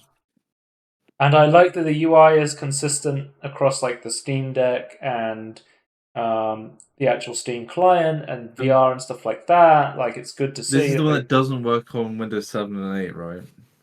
I This believe so update. because of the Chrome version. Yeah. Yeah. Then the Steam sale is up now until sometime in July, I believe. July. Is that is there some bullshit game you have to do? Because No. I don't care about them The anymore. big So I never thing, even bothered that I checking. would say is that the Steam Deck's on sale on a Yeah, bigger yeah, that's sale huge. Yeah. um, than it was before. When I saw the Oh, that's 10% sale, they were saying it was a what? one-time sale, and they were like, "You probably won't go on a sale like this again." I thought, cool. They've put the cheaper Steam Deck on a 10% sale again. The medium Steam Deck's on a 15% sale, and the big Steam Deck is on a 20% sale, making it That like is only such a £450. that is. I mean, that's a And fifth off, right? yeah, so like, I don't want to alarm you, Tony, but the Steam Deck in the UK has already gone out of stock as a result of this Oh sale. no! The entire stock of Steam Decks is not available. These things are selling like hotcakes. Yeah. I Again. can't remember. Did I ever tell you that I saw someone like compare like I was trying to look at like Steam sale number or Steam Deck sale Yeah. numbers, and someone's comparing. Oh, it's not successful because compared to the Nintendo Switch, it's like barely like even 1%. Like, isn't the Nintendo Switch like the third most sold, or Yeah, maybe the the fourth most Switch sold console? is the That's best. not really fair. Like, So the if something is list of successful on PC on best-selling the game Switch, that's crazy. consoles: PS2 number one, DS number two, Nintendo Switch number three. Yeah, So I just thought it was stupid that they're comparing it as like surely like a million sales that you should consider I that think the idea successful. is they're going like, oh, it's a handheld console and it's sort of like the same dimension sort of thing. They're like, so Well, let's compare it to this. well, it's not a Switch killer. If that was the point, I agree with that, but it doesn't make it not successful. That's all I'm going to say. I think once you hit a million sales of anything, unless you've really screwed up, I think it's successful. Yeah. Especially in hardware, like a Well, million I is a think lot. so. They've hit a million. The original Intellivision hit 3 million sales. So I think until it Ooh. gets to Intellivision quality, I mean, we're gonna have to keep looking at it. I well, speaking of which, there's been estimates they think by the end of the year be at 3.5 million. Cool. But yeah, I was going to say, That's an Tony, if estimate. you I don't know wanted if to get that's a true, Steam but Deck, you can't. They're out of stock. I believe thank you. the reason they've done these aggressive sales is because the Asus ROG was so close to being Yeah, like upper Steam. I think it was about the Asus 600. ROG Mat Alloy. It was about £700 for Yeah, yeah. the edition they put out, like the Z1 Extreme It's like chip sort of thing. $750, £700, right? I think it was £700, and the top end Steam Deck was about 100. £30 less than that. So Yeah. it was getting pretty close. But now on this sale, it's a lot more competitive. And yeah. The Asus ROG does look cool, though. I'm excited to see more windowed handhelds. Yeah, yeah. Was the competition. I'm still waiting to see if we can get Steam OS on those sort of handhelds as well Another as big thing about this sale Windows. is every single Reddit thread that I go into about when there's a new sale on, the top comment of people asking is going, "Are the Dark Souls game on sale? Are the Dark Souls games on sale?" They are on sale this sale, so you can stop asking, "Are the Dark Souls games on sale?" Yeah, Take out now and never ask again. yeah. Um, and then we have. Oh, this is kind of an interesting news topic. So, according to a recent post, Valve denied a game based on the fact that it had AI generated content, saying people were saying that they were not willing to publish games with AI generated content anymore. Yeah. But didn't Valve have a response to But there was that? a response to this where basically they said Valve says AI generated content policy goal is not to discourage the use of it on Steam. We know it's a constantly evolving tech. It's more so they can't guarantee the copyright of it. Yeah. Just because they're kind of responsible to some The Valve extent. said it was keen to learn about AI as well as how it can be used in game development, how it will factor in when company reviews the games it allows on Steam. Valve then touched on the legal uncertainty about the use of certain AI-generated assets, saying it is the developer's responsibility to make sure they have the appropriate rights to ship their game. And I think that's the big problem with AI right now: is you can AI generate something, but you have no But idea who owns the copyright to the thing that the AI model used to I, generate the product. but even with that though, say that's not even a problem. Do you even have if you use an open source thing, do you have the rights to make it put in a commercial game? Yeah, I don't know. I I thought you was won. because we've had AI generated art, we've had AI generated voices, we had Yeah, AI generated text. yeah. You saw me pissing about with Google's new AI generated music recently. Oh, Music is LM. that? It sounds Yeah. fucking awful. Uh, Well, if you give it more words, it might be good every one in I a think, hundred. yeah, AI generated musical artists are safe for now, based on the AI I music I've been generating. yeah. Um, but yeah, AI is an interesting thing. It's going to keep evolving. I think Valve's taking a correct stance here, saying like, Yeah, because the whole problem is like legal, like who owns what. Like that is like the big well, I problem, think it's going to really. stop like just waves of low Yeah, effort AI generated stuff flooding the Steam store, because which I'm a fan of. Like I not assume they're flooding the learning that store. the problem with like the NFT stuff, are like, well, let's just like get in early and like say that we don't know what's going on. Because Yeah. this is like one of the rare like comments that Valve makes, right? Like Valve doesn't normally make these comments, but it's like another one of those rare No, responses. they weren't allowing NFT stuff. They weren't allowing like blockchain technology Blockchain, yeah, stuff. They used to accept Bitcoin in the past, but they realized a lot of it was fraudulent, and they decided not to accept it anymore. yeah. Um, Well, 50% of the sales are fraudulent. Then what the hell are you gonna do? Next up we have Blunders. The Lord of the Rings Golem developer is shutting Lord of the Ring. down, and they are Lord of the Ring Gollum developer is actually being shut down, and they were going to make a sequel that was going to be in development, and the development of that has been completely scrapped. So the publisher Daedalic Entertainment is closing the Hamburg, Germany-based internal studio that made the Lord of the Rings Golem. It's in development on a second project based on the Lord of the Rings intellectual property. So yeah, the game went that bad that they just It's kind basically of stopped all development and dissolved the fucking development company. yeah.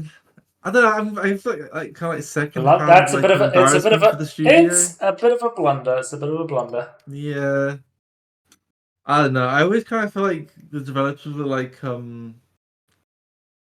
a bit naive, or like a little bit like not they weren't veterans. Let's say that of the industry. I Uh, don't know. It feels a bit. They should have been given the license, and then this wouldn't have blown up. Is my opinion on the whole thing.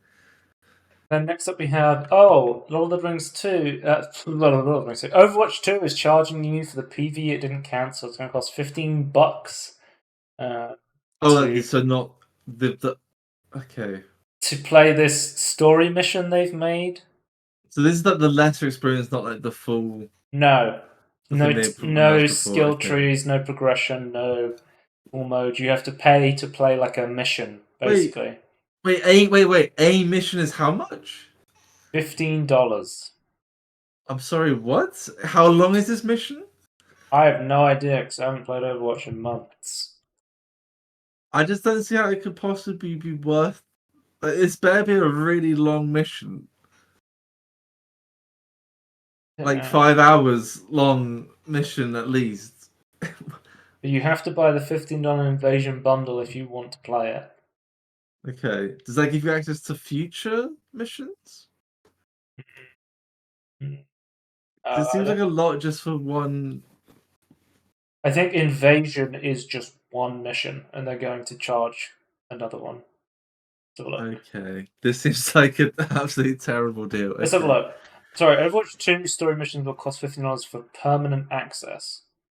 Permanent Okay. access to that mission or all missions? Yeah, that they need. I really hope this is like like a season pass Story missions are pre-order sent from the nonsense recently thing cancelled instead hero of. missions. They will cost $15 for permanent access. They will grant access to 3 missions set in Rio de Janeiro, Toronto, and Gothenburg, an unreleased map location.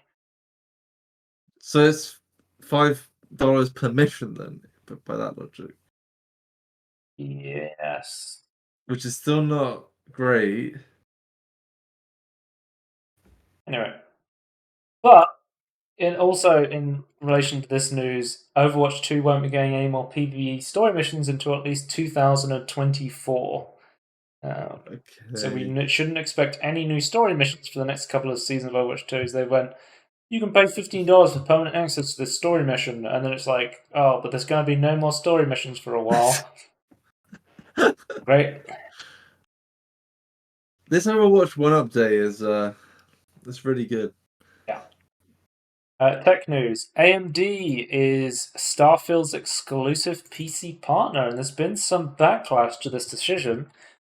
People have noticed in the past, like most notably the Star Wars Jedi Survivor AMD sponsorship meant that Yeah. only FSR was included as an upscaling method. Wasn't The Last of Us Part 1 also I AMD believe, yeah, I sponsored? think it is. I believe there's a list of I think 23 games that have like this trend has been noticed in. But we saw that it seems like at the moment when AMD like partners or sponsors a game, they want exclusivity on the upscaling method. They want them to only have FSR Yeah. 2.0 as the upscaling rather than allowing XESS, X backwards, or DLSS.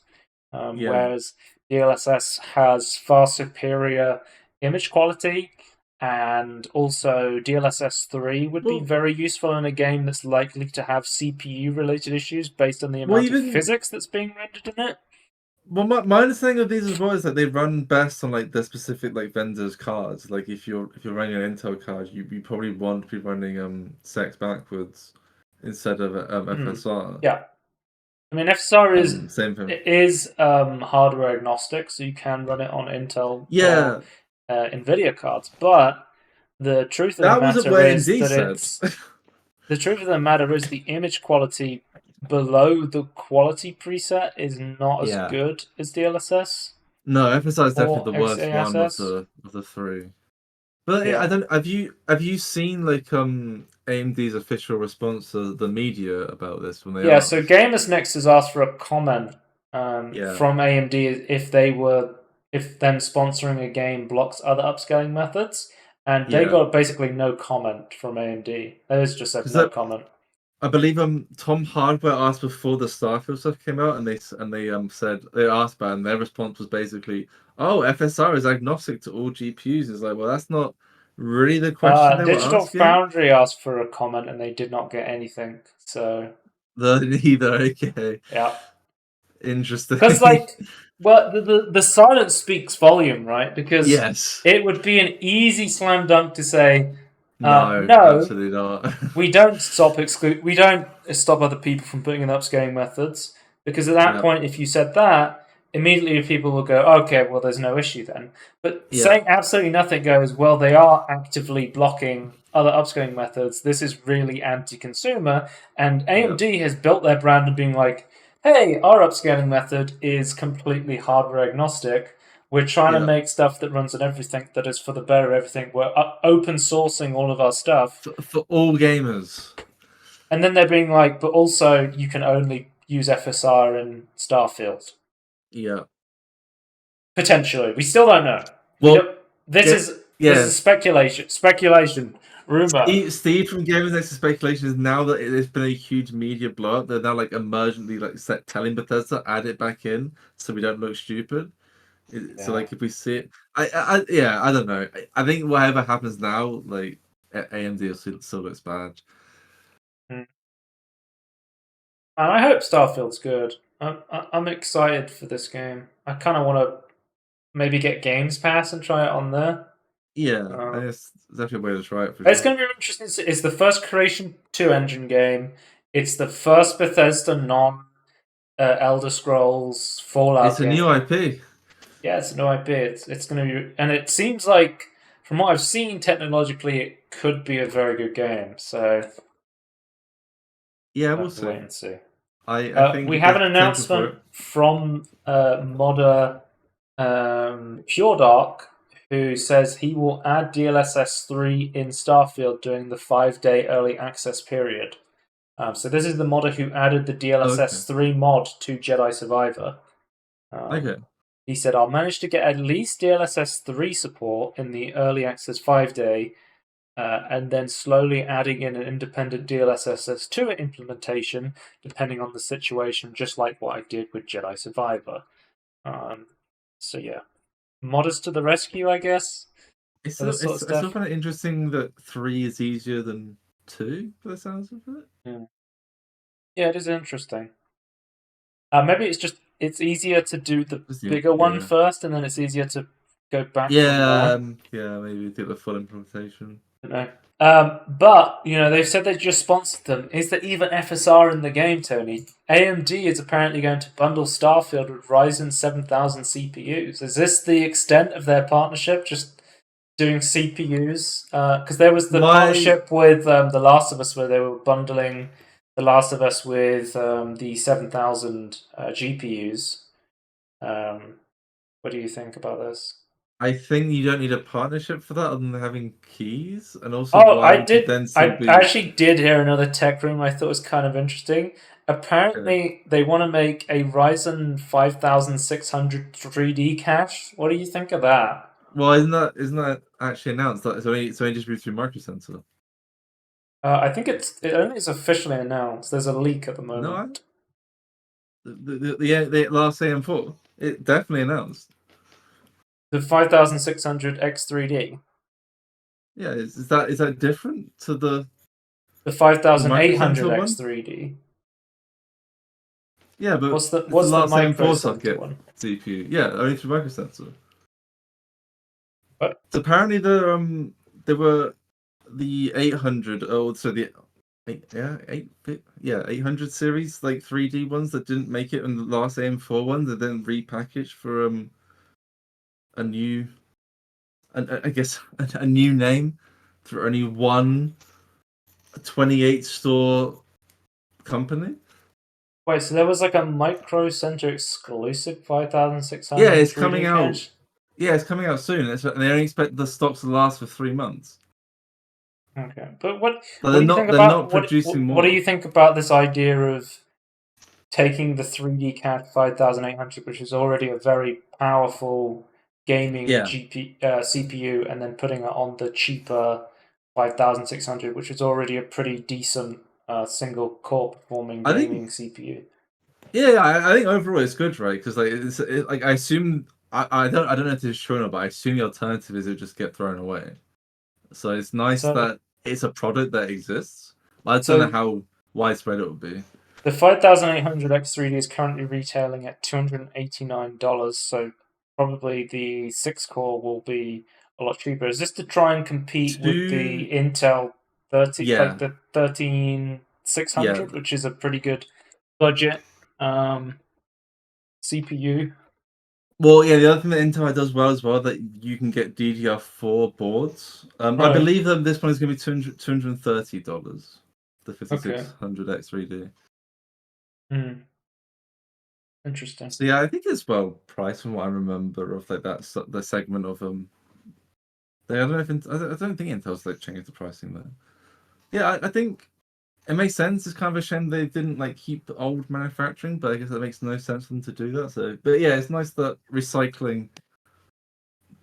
Well, Yeah. defense maybe a strong word, but like recycling defective products to become good, decent, lesser products with a different name is good, And even if it's then just uh, on store. Diablo 4 is going to be getting direct storage support. It seems like they're kind of going all Oh, out on the tech stuff because interesting. they partnered Yeah. with.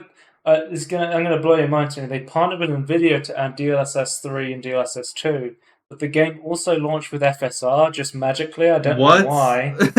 Um, Is such a thing possible? yeah, I don't know if it has XeSS, but I have no way to test that. I I know it thought it had has. I thought it all through. It definitely has FSR and it definitely has Yeah. DLSS. I've tested out DLSS 3 on this and it seems like it's bugged. It does not seem to be working correctly from what I've Okay. tested I've on heard here. that's actually true on a couple of DLSS 3 titles where it just doesn't seem to work. Or even be worse, I've heard. Yeah. But then VR, yeah, I think it's a bug. but yeah, direct storage to more games. We've only really seen Forspoken, which was not the greatest showing for that, so we'll have to wait and Yeah. see if Well, it's direct been storage. patched, somewhat patched and have not shit textures with slightly lower VRAM requirements now, hasn't it? Sorry?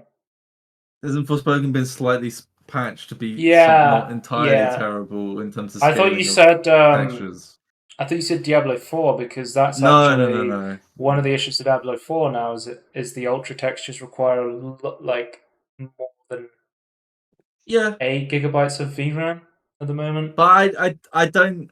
Again, like my philosophy on Ultra, when a game releases, that you can't run it. That's just what Ultra is. If it's new, if it's a new game and it's Ultra, your current hardware can't run it. Whether or not it's even worth even running Ultra even after that is I think the a whole problem is different there's like matter. a But big yeah. difference in quality between the high and the ultra to where the Hmm. high looks really bad in comparison to the ultra Okay, setting. okay. So the high is not working. Like Okay, if fair you enough. we've seen this with games like The Last of Us Part 2, Yeah, Last of yeah. Us Part 1 on PC, sorry, where their high setting was like really low quality poor, and then they went Right. back and they improved the performance, but also the made it look better while increasing the performance. They were just using Okay. a way low I resolution version of it. Yeah, I always assume I don't know the ways it's implemented. I've not actually properly seen like Diablo 4 like what it looked like on high versus ultra, but like I always assume like I from run it from on ultra settings, but I also have a 16 GB yeah, graphics yeah. card, so I I always have the VRAM to run it. considering what happened to the Last of Us Part 1. I always just assume it's kind of a bug or like not implemented properly in development. Like I don't Yeah, think that's ever intentional. yeah. But yeah, I think Diablo 4 is a really good looking game. I like how it Yeah, looks. yeah, It's yeah. cool to see more tech coming.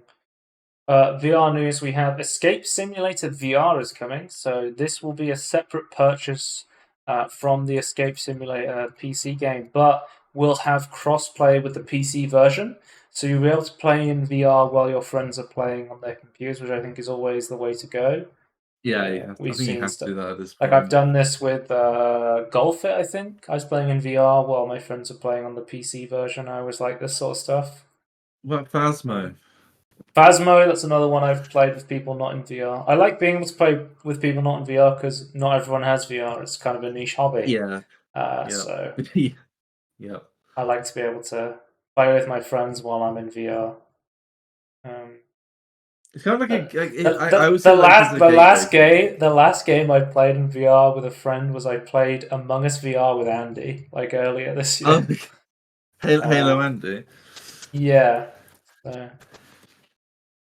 His birth name, by the way, for speaking you that don't know. speaking of VR, the Apple Vision Pro. Let's get into this. Oh, So, is this in VR news? Is okay. yeah, early next year for $3,500. It's been announced coming early next year for the US. I have no idea when this is coming out of the UK. It's probably going to cost like $3.5 grand UK price.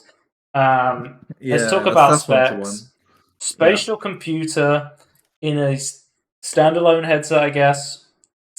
The Standalone-ish. I eye. mean, Can I just say the eye? I don't like the eyes. you The don't like the eyes. screen. I know the eyes are literal just cameras looking at your own eyes, but I'm having uncanny valley with the eyes. Hmm. I don't know what it is.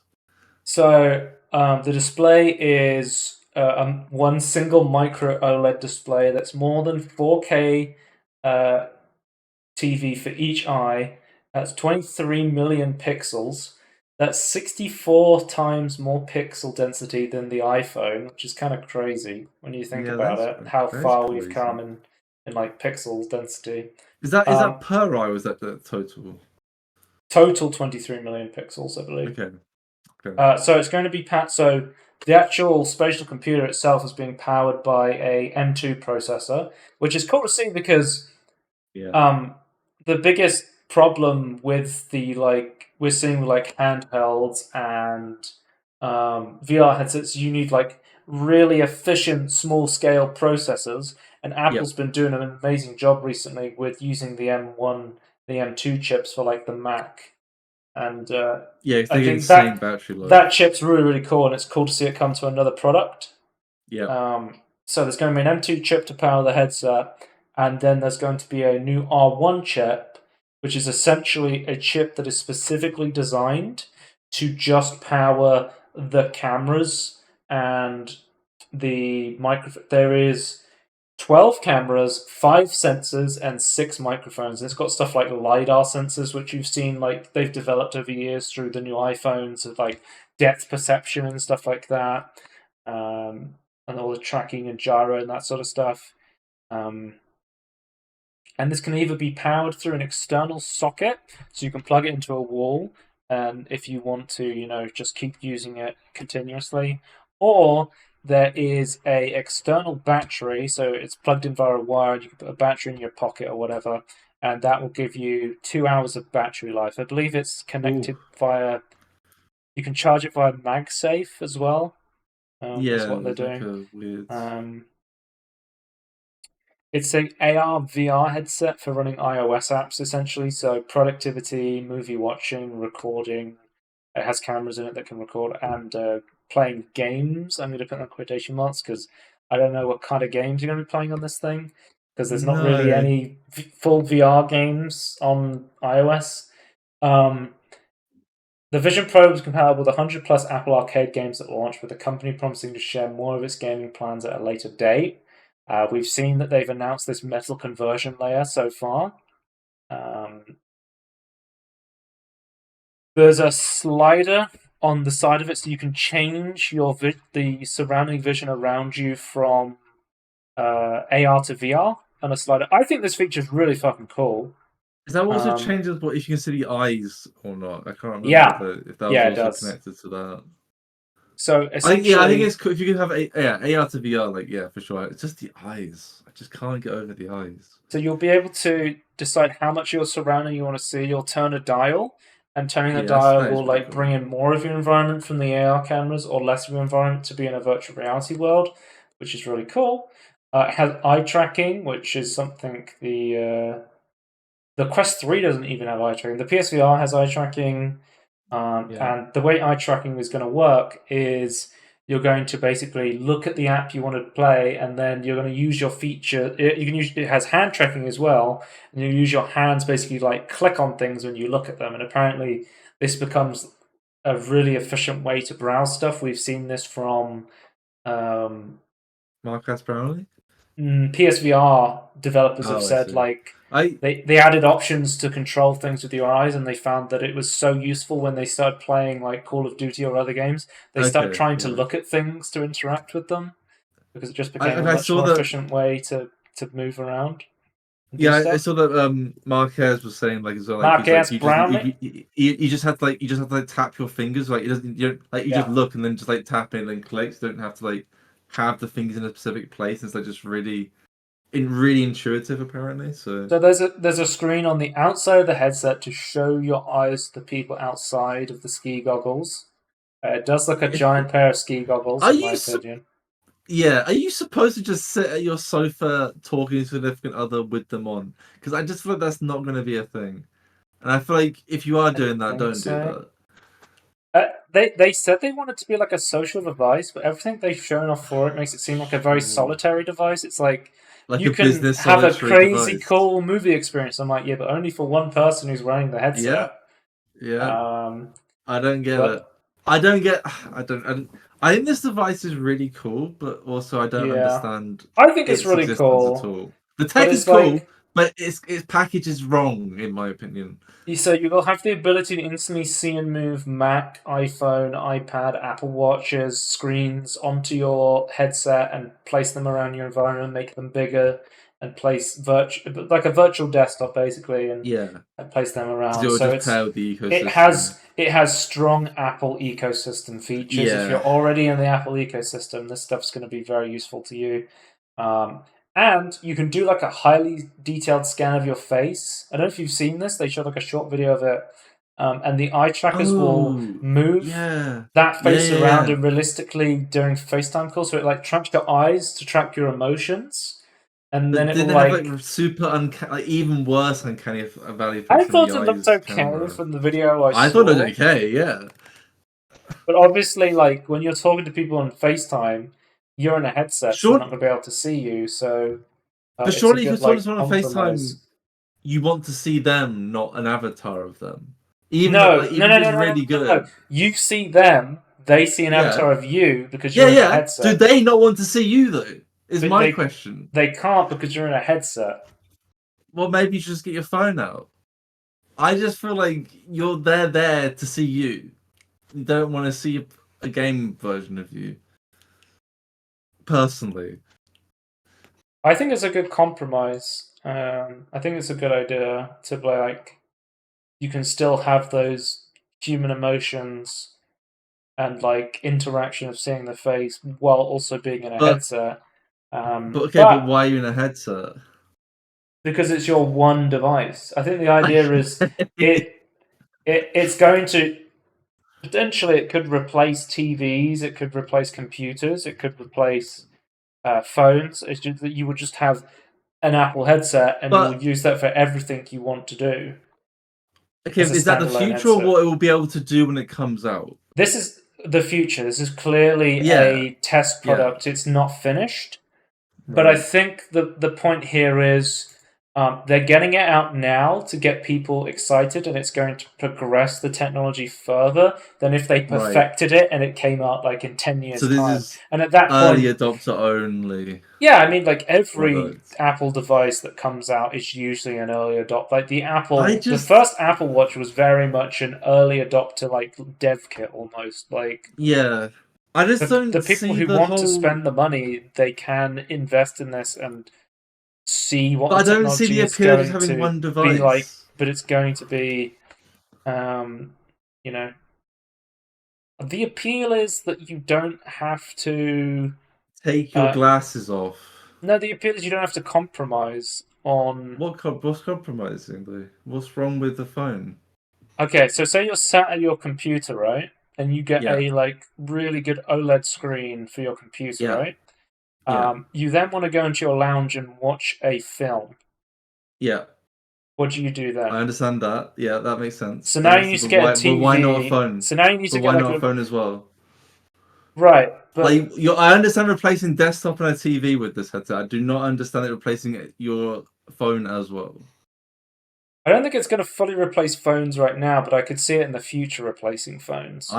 I can't even see it replacing in the future. I think that's too I mean, like this is the vision that annoying. like we've seen like Lucky Palmer talking about how this was his vision for Oculus and this is the way he wanted to go. I Again, I'm skeptical of this. I'm not getting one because I'm interested in VR for VR gaming, but it's yeah, clear yeah. that there's a very different vision from people like Meta with the Meta Quest Pro But and my people like question Apple with is, the Vision Pro that they want to go for this all-in-one productivity, lifestyle, spatial computer. But how old is it going to get if you have to always wear this for this to work? I feel like the appeal Exactly. with the phone is you just put it in your pocket. You can't pocket this. Like you Yeah. have to have if you want to take this off, it's going to be awkward as hell. If this is just in your home, like I can 100% see this as like instead of a desk with a computer and a screen and then a TV somewhere else, Well, you just have a headset. I can 100% see that. I recently got a TV in my bedroom because I wanted to watch high quality videos and YouTube and Twitch before I went to bed. Yeah. And I could easily see like a VR headset being able to replace the need for stuff like that. I mean, you said you had a friend who had a Quest 2 headset and he would Yeah, and literally they put watch it stuff from on bed. from bed and be like, well, instead Yep. of having to Yep. buy an expensive TV, I can Yep. just get a Quest and then I can just watch Yep. TV on the headset Yeah, and yeah. then it's more portable and then I can take this on a plane. It's like Yeah. it's Replacing the laptop idea is desktop and having CPU. this 100%. insanely high quality screen / virtual AR world that you can take. Like Yep. taking this on a plane is going to be a game changer, in my opinion. Mm-hmm. And I think you could already kind of do that with a VR headset, but the current VR headsets, with how close they have to be to your eyes, is kind of nuts. And like already, you know, when I'm using my Vive from like 2014, 2016, I'm already like trying to push the headset so much closer to my eyes because I need it to be like right next to my eyes, and even then I'm seeing like all of the defects of the display. But having this Yeah. like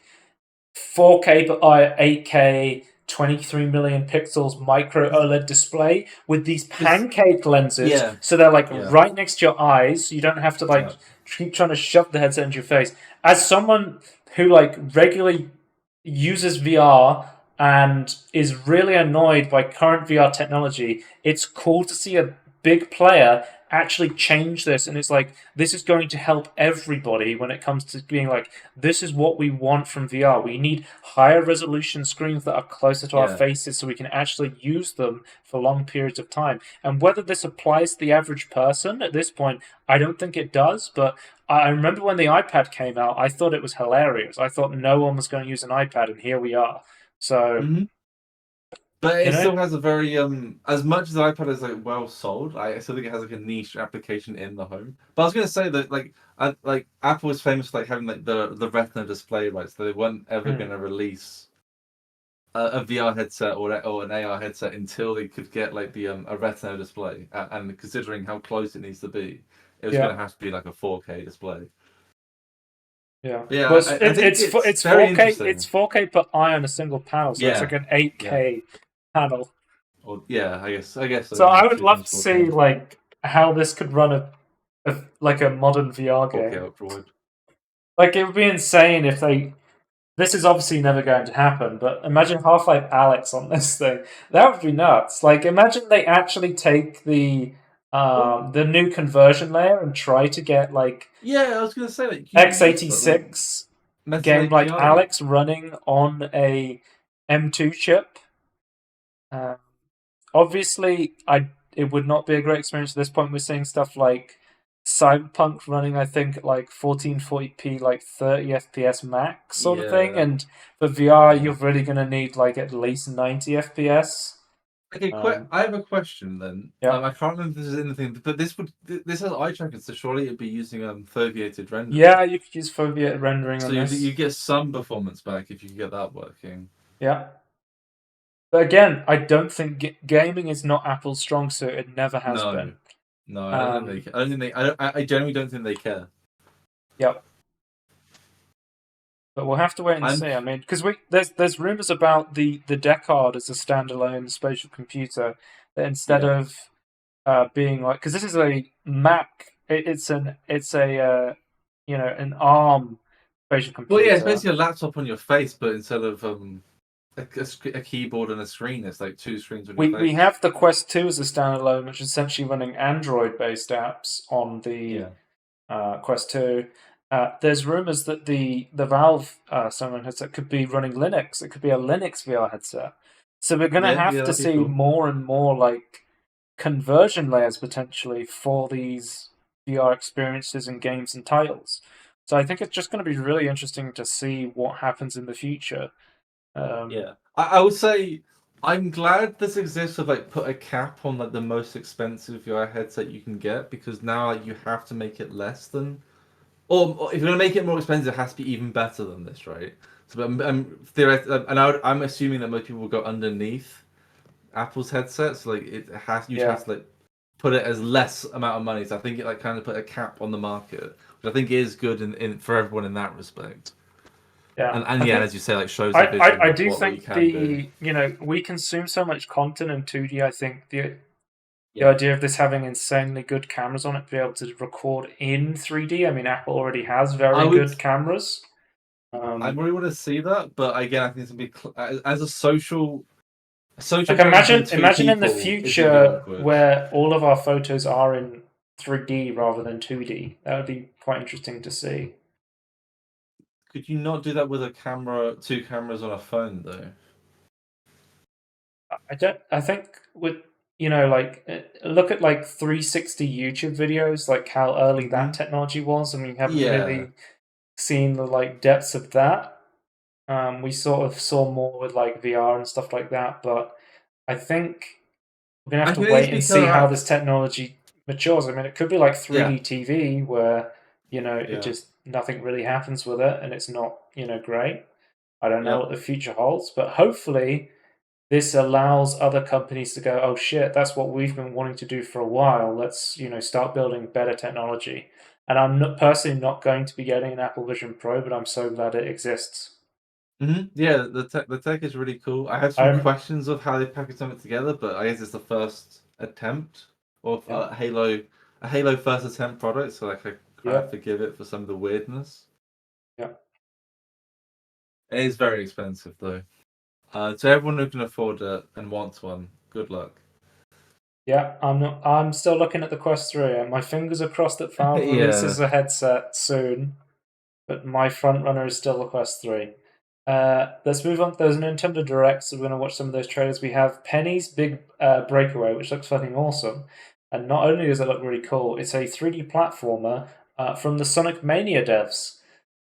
Oh, It okay. is Evening Star, so it seems like they've moved on from 2D and they're trying a 3D platformer, which is really, really cool to see. And this is going to be coming to Switch and PC as well. I think it's been. I don't know. Let me check if it's coming to all platforms.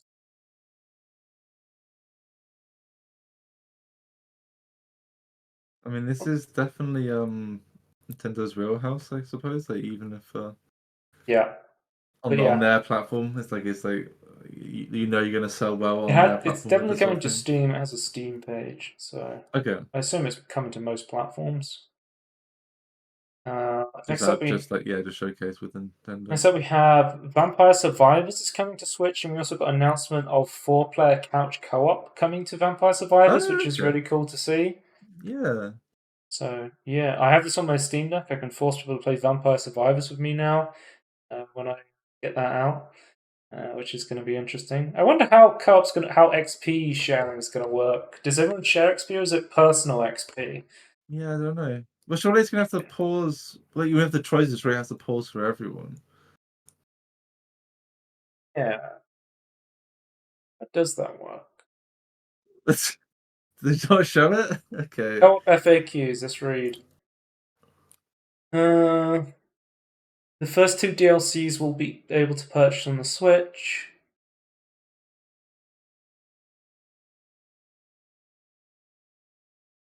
This is just about the Nintendo Switch FAQ. Okay.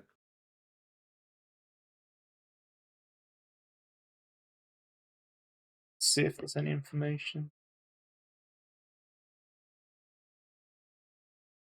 Play the whole game in local co-op. And yes, this will also work on Steam Deck if you sit together close enough or connected to a TV. uh, the game stays largely the same in co-op mode aside from the possible uptick on-screen chaos, but the XP bar will be shared and the players will level up in turns. There will be Okay. no Right. multiplayer specific levels or achievements, and it doesn't want people to feel like they have to play co-op in order to see and unlock everything in the game.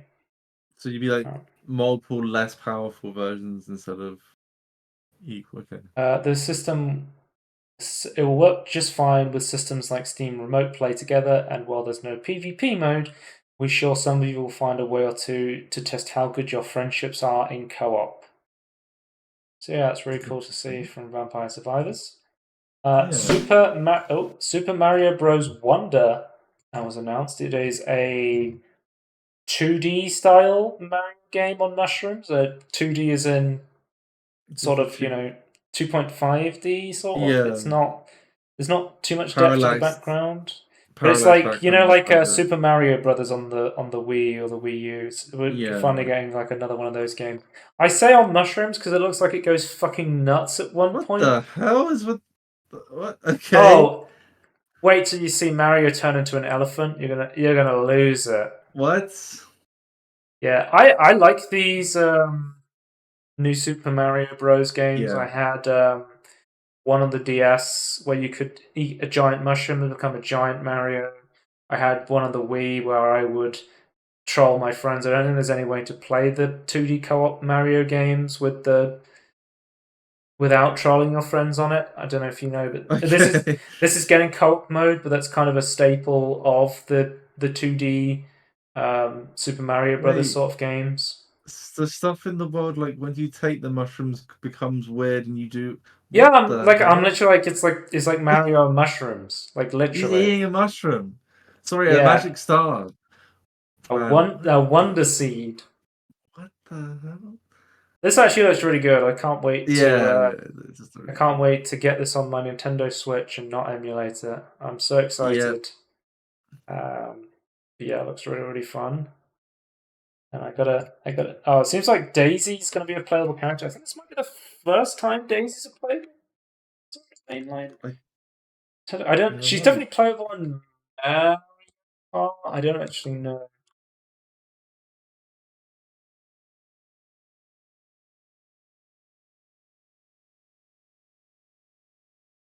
Yeah, she's gonna be a playable character. I think this might be the first time she's playable in a Super Mario game. So, cool to see. Okay.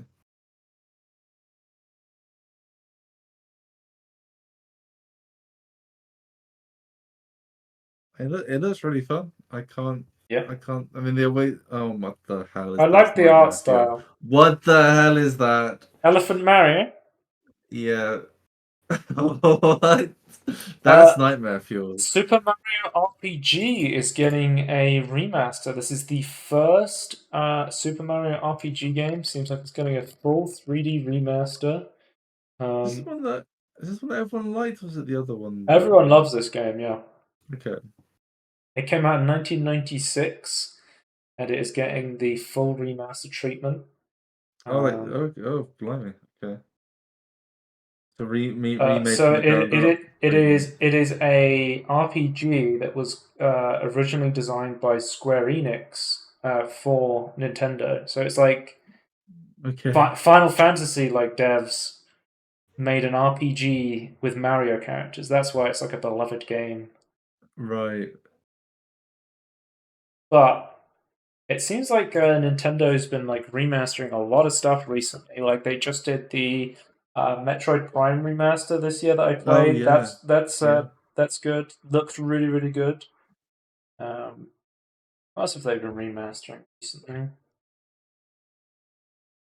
They've basically been like moving the entire Wii U catalog onto the Switch because no one has a Wii U, but everyone has a Switch. Yeah. Everyone has a Wii and a Switch, not a Wii U.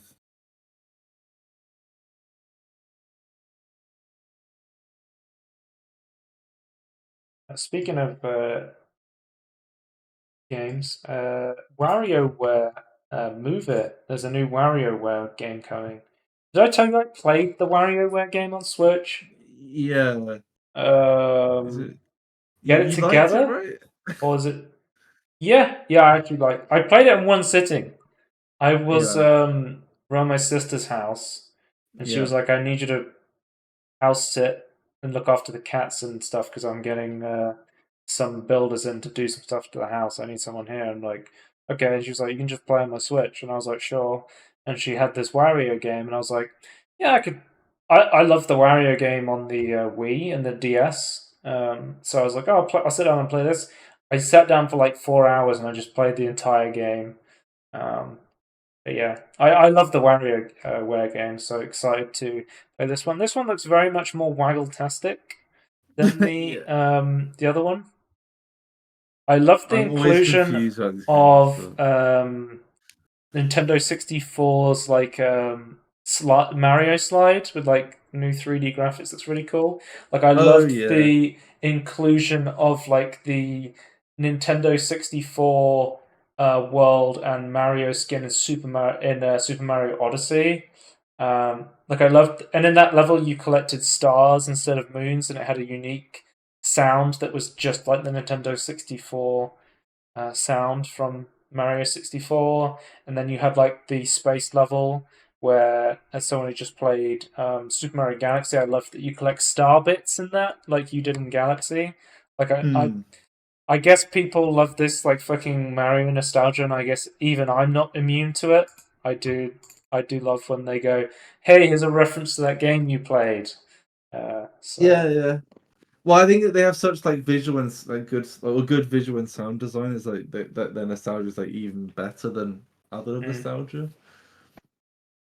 Then we have Mario Kart 8 Deluxe Booster Pack. We're getting a new course that looks like it's set inside like a giant's bedroom. I always love these like giant maps where you Yeah, have your miniature is your large. perspective of a miniature, right?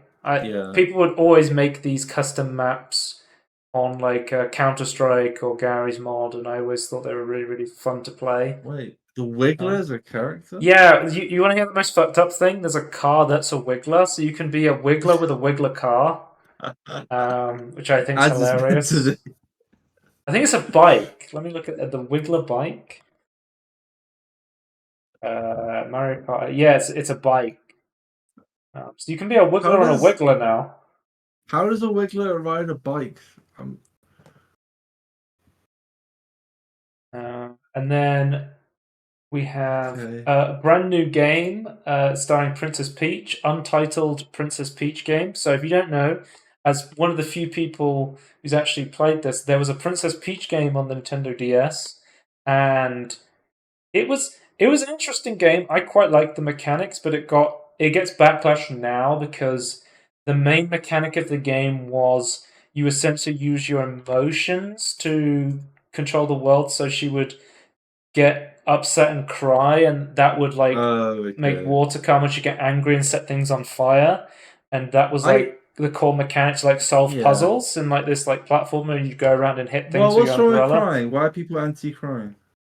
Well, I think it's more like it might be like a sexist Yeah, stereotype. Is the sort of yeah. I idea. don't know. I think I kind of yeah. It obviously is, but as well as I don't think it should also be. But Right, emotions are I fun. liked the Princess Peach DS game. I thought it Yeah, was pretty good. So it's cool to see Princess Peach get another game of her own. So interesting to see what this turns out to. We don't know much about it other than it's coming at some point. So I have to wait and see with that. And then we have there was the reveal of the Metal Gear Solid Master Collection that was coming to the Switch, which is cool. bit of a different tone than the other games. Yeah. But yeah, that was the direct. I thought it was pretty good, all Yeah, things considered. I mean, there was quite a lot of stuff I was interested in, like the new Super Mario game, the WarioWare, the stuff from like Sonic Mania, Vampire Survivor stuff. I'm not really a big. I've never played Super Mario RPG, but I'm not really a big like turn-based RPG guy. But I know that that yeah. was like a really big release for a lot of people. Like they've That been looked waiting interesting for to that for a me. long Yeah. time. Um, yeah. Yeah, I think that's the end of the podcast. We go on to. No, we finished with That's a it. bang, I suppose. Imagine a game that evolves every time you complete any other related game on the game system. And somebody responded saying, yeah, it's sort of like the Psycho Mantis interrogation scene. I thought this was quite relevant to the Metal Gear talk Yeah. because if you don't know, there's an enemy in is it Metal Gear Solid 2 or something? Basically, there's an enemy called Psycho Mantis who reads your mind, and what he does is it reads the memory card on the PS2 that depending on what games you've played, it changes his dialogue. Which I always thought was a really good. That's sort of like Kojima magic that he had back in the day. Yeah. Didn't he also like change how he thought depending on like stuff in the actual game as well or something? Like it was like one of like the most clever interactions. Yeah. Yeah, it is. Yeah, it's very Kojima. It's very cool.